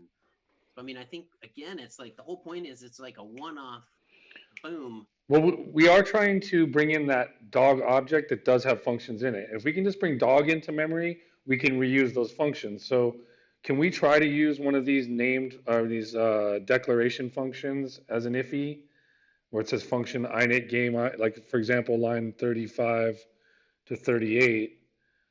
Let's just try to, because we want to get reference to something that'll give us reference to dog. Like in script JS, line 18, return dog. I don't think we need to do that yet. Maybe we could, but we just want to know, like, if he's going to execute.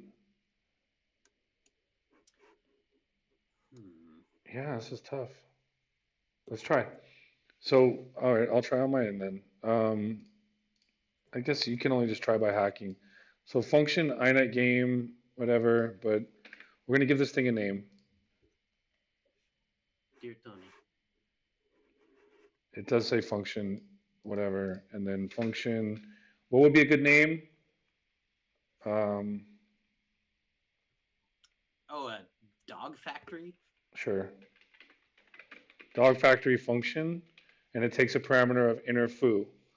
So supposedly this thing is going to auto execute into memory, and then inside of it, it's got this variable called dog equals whatever. So can we return dog? And where's that article link too, when you get a chance? Yes, sir. Immediately I'm gonna give it to you. Execute it now. executing. God, I feel so bad for like harping on that wouldn't work. I was looking at the wrong script. Will you forgive me, Mario? Live on Forgive me. TV. It's already given, bro. Are you sure? Yes. I'm gonna drive over there right now and cry a river. Let me see. All good. I can't find it. It's right there. I What are you looking at? was like, you're like, I understand the scope. We did it, man. We did it. We got the folks over in JavaScript group just loving this video. I'm pretty sure we got one like from no way. Now that you got that, I'm gonna just run this thing and just see what it returns. We're gonna get And sandwich undefined, which is expected, but then we do type of dog. But what if I do type of dog factory and run that? Sandwich undefined. So what's the point of that? Type of dog factory, reference area, dog factory not defined. So yeah, why would you want a declaration function that only executes once, and yet we don't have access to it out in main? yeah, it's strange. Function dog factory. Did I type it wrong? I guess it's this thing called reading. We have to do so function following to our invalid ifs. Mm-hmm. Mm-hmm. Mm-hmm. Oh, it's got an init and then an inner called function init. Ugh. Var result. God dang it. Hello 5. Message 3 times. Yeah, I don't think we'll be able to pass it by reference. unless we do exactly like you said, like const something equals this. Yeah, and again, I think it just goes against what the whole iffy was built for. It's again, it's like it's a one-off instant fire sort of thing, but again, I'm trying to figure out the use case because it's not in the global scope. Its variables and functions internal are not visible to the outside world either. So, you know. Well, that's one thing about the closures that I know, and we haven't looked at closures, but one thing about closures is there are functions inside of functions. So if we had a function called like envelope, and inside of it it was like letter, and the other one was like page two, you could have those two functions inside of there, and to get like you can call into the parent function and down into the closure functions, and they can have protected variables in there, do work, and they can return back out to the outer. And that gives you some sort of protection using closures. And it's going to be a little bit of a deeper, not a deep dive, but closures is something we want to get involved in. But I mean, like, what that guy's video, dude, what was the point of that? Like, it was a short one. Iffy closure. I want to see the design pattern on that. Why use an iffy closure over a regular closure? Stack Overflow. The difference is that the iffy closure can only be used once, whereas the first one can be called to make a new iterator whenever desired, kind of like a generator. Mhm. So I'll put that link in there too, knowing that you're not going to read this later, but just do it. Maybe you will. God, I can't wait to ignore it. I know. Okay, and with that, we're going to say, hey, if you know JavaScript, good for you, because we're still figuring it out. But dude, we're onto the right stuff here, man. We got some good links. For all of our jokes aside, for everybody out there who's going along with this ride with us, we are moving into the JavaScript ES6 world. We didn't really touch too much. We wanted to get a stronger foundation in functional versus block. We haven't gotten into const with let, where let is going to be it's going to be scoped to block, whereas the var keyword is scoped to function. It's functional scope. So we've kind of covered a lot. I'm gonna let it sink in and get some food. And then Mario's probably not going to come back because he really is mad at me. I see him mouthing that he loves me. Um, Hey, so anything you want to say to my mom and my cousin, and my brother who are watching back east out there on live, Mario? You like my I think beard? we can definitely afford to paste all those links inside the actual YouTube description so folks can track down all those articles and go through them at their leisure and see if they can wrap their heads around it if they have questions. And Yeah. definitely hit us up on the Discord channel. Provide a link for that too, because a lot of people there that want to learn, and we can just point them towards our videos and our links. Work with a couple of questions. It's a pretty nice community. Yeah, it is. It's growing, isn't it? The Discord especially. So I think that it's important to state that like this video, man, is about I love you, Mario. I love coding with you. I love getting mad at you when I don't even know what script you're working in. I love when you trick me and you're passing things around and I don't read, and then it's just silliness. But I do think that what I learned from this video so far is yes, I'm hungry, but I also learned that we know our soft points and that we grab some good links. And I kind of consider these like the behind the scenes before we actually say, you know what, we learned this about this, and here's a good set of articles, and here's our article video about it. Mhm. I feel like we're gonna revisit this over time. Like as we write code, we'll be stronger in the areas that we're softer. Like, oh, should we use an iffy in this state? Oh, remember we learned the other day that iffy is only executes once, or a function declaration versus an expression function. So this is Mhm. I'm so glad to be doing this with you, man, because it's not the same doing it on your own. No, Much that's love. good stuff. I definitely appreciate it. Again, this is really exposed me to a lot of new ideas and concepts that I haven't run into or had the need to run into. But now that I'm getting into the world of web dev, I'm seeing where it's going to come in handy, man. It is 3:30, so we were talking about getting food and then maybe coming back. But how are you feeling about it? You want to wrap up, or you want to keep going, or what do you want to do? I'm feeling like it's time for a wrap up because Yeah, once we're off the live stream, then I can just start cursing and stuff because yeah, I buddy. had to keep it wholesome and professional for so long. I'm kidding. Nah, I had fun. This is good, and we're definitely going to keep circling back every Sunday, making it happen. Oh no, no. Now I feel like I gotta call you after this and be like, now you're really mad about that function. No, I do that. This has been great. We'll keep this up. I'll put the links like you said. Don't send my call to voicemail when I call. Oh, that's But cool. this is Hello, you've huh? reached Mario. That Unfortunately, I'm not available to take your call. dude, the links are good. These are good. I'm gonna do my own little studying on my end. The next time we get together, uh, I don't know if we'll be ready for a project. We still got other stuff that you can check out. Constant let all the things that are available in ES6. Um, if you're gonna be interested in classes and getters and setters, go see what that really means in JavaScript. It's not what the same in C sharp. And then let's do some artificial galaxy stuff next week. Also, just keep Yeah, coding. definitely. I'm looking at a few of the React modules inside the documentation that you sent me, and I got a couple of ideas where and how I want to display my data with some fancy widgets and whatnot, some components that'll fold up, fold down, expand. I love it. All right, we're not gonna end this video without the applause folder. I'm just gonna file. I'm just gonna keep you hanging on. Hit it. Here it is. Mario, from me to you, I really enjoy coding with you. I learn stuff. Sometimes I'm stubborn. I can't find your file. I get mad. Figure it out. But I learned something. And my hat's off to you, literally. I got no hair. So let's Brother. play it on the way out. All right, hit me up, dude. This has been awesome. This has been awesome. Much love, Mario. Please, it's all on this side of the camera. Okay, bro. All right, see you next time. Thank you so much. All right, man. Okay, Later. bye. Long goodbyes.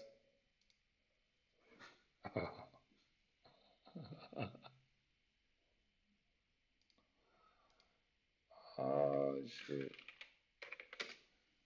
That one, I'm taking that one off air.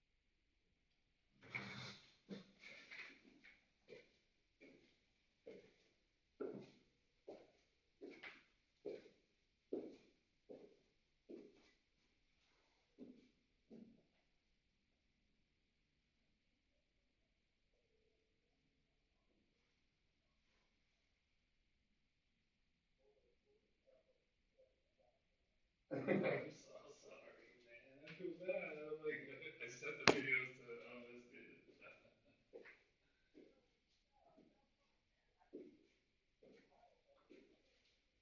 I know. I was like, what am I missing? It's live TV, no practice. I'm like, bro, listen, you can't pass it. It doesn't just because you included it. I was like, I wasn't paying close enough attention either. But yeah, sorry, dude. Yeah, I feel bad. Oh my god, bro. I only got one programming friend. His name Mario. God damn. Okay, okay. I know it's like every week I'm like, what am I gonna learn this week? God damn it. I'm like, patience. But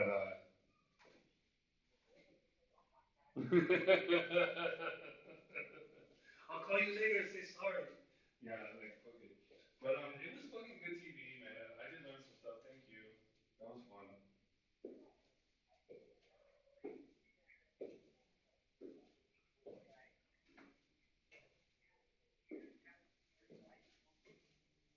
Nice.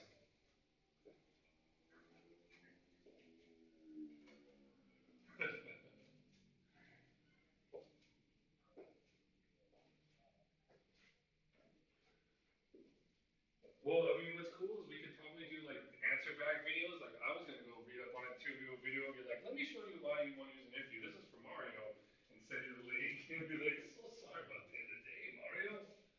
But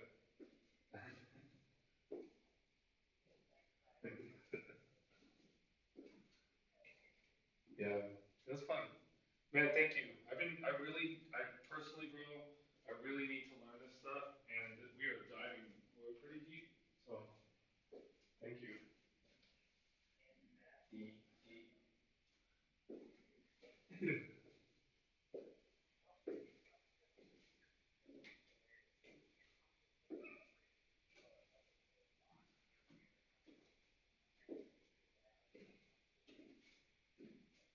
Oh, dude, you're telling me. My mic is a fucking coffee stand here. That's all I use it for.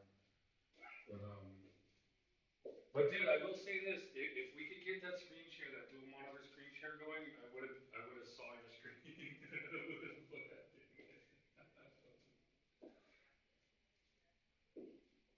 to blame. And you couldn't see mine either. You would have looked right at my screen and been like, dude, I don't see my file on your screen. I'm just saying it'd be helpful, dog. Doggy dog. Bark, bark. Poop, poop. What's dog?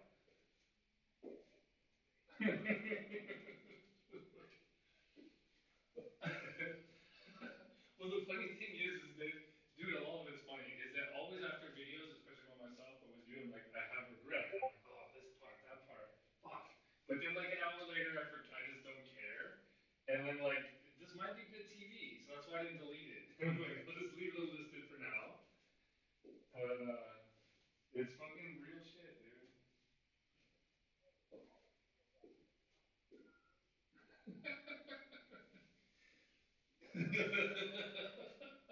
It's like MTV Cribs for coding.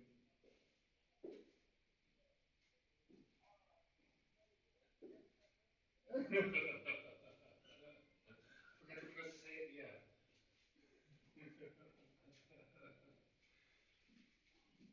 JavaScript pranks. They'll be like the nerdiest prank show ever. Be like, what? That's not funny. Be like, you deleted the guy's code.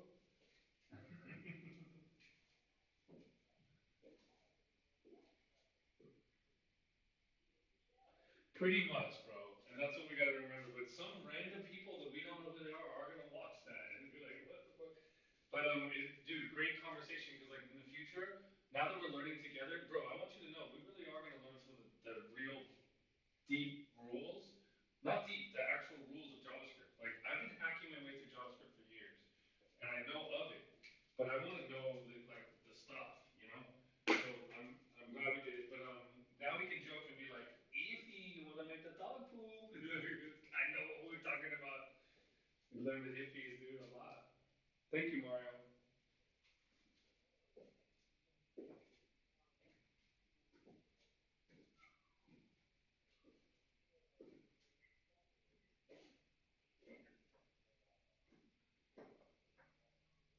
Well, it's why I called too, because I didn't want to. I'm more like this is a lot of fun doing it with you. So I just want to make sure that it's. I mean, I could replace you with some guy named Sandeep. I mean, I will. That's a threat. But I mean, I'll be like, Sandeep, you suck, and then be like, I'm just fucking around.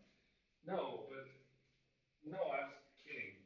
I'm kidding. But I mean, I enjoy doing this with you, and the last thing I want to do is make it not fun for you. So I hope you have fun.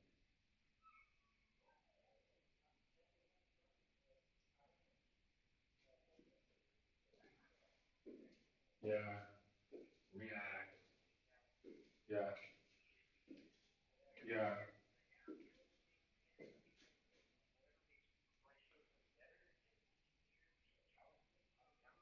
Fun stuff. Okay, well, let's try to do a coding session that isn't live also pretty soon. Just so we can just hack around and fuck around. Okay. Okay, man.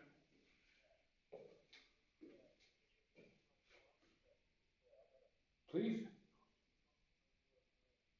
I, and Replit was pretty awesome, dude. So I do my hats off to you, literally. So okay. Blame it on that. We won't blame it on my short temper. Never blame that. Replit. Okay, I'll see you. I'll talk to you online and smash that like button. Talk to you later.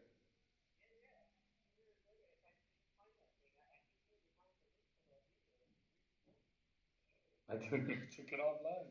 But I'm gonna. It's unlisted. I'm gonna invite you into the channel too, so you can do whatever you want without my help. So I'll talk to you. I'm gonna go tell Noe how I messed things up with our friendship, and try to save the day. There's nothing like a pre-call, post-call, midstream apology. Gonna send a postcard. Still sorry. Okay, champ. All right, study up. Teach me some stuff. Okay. Okay.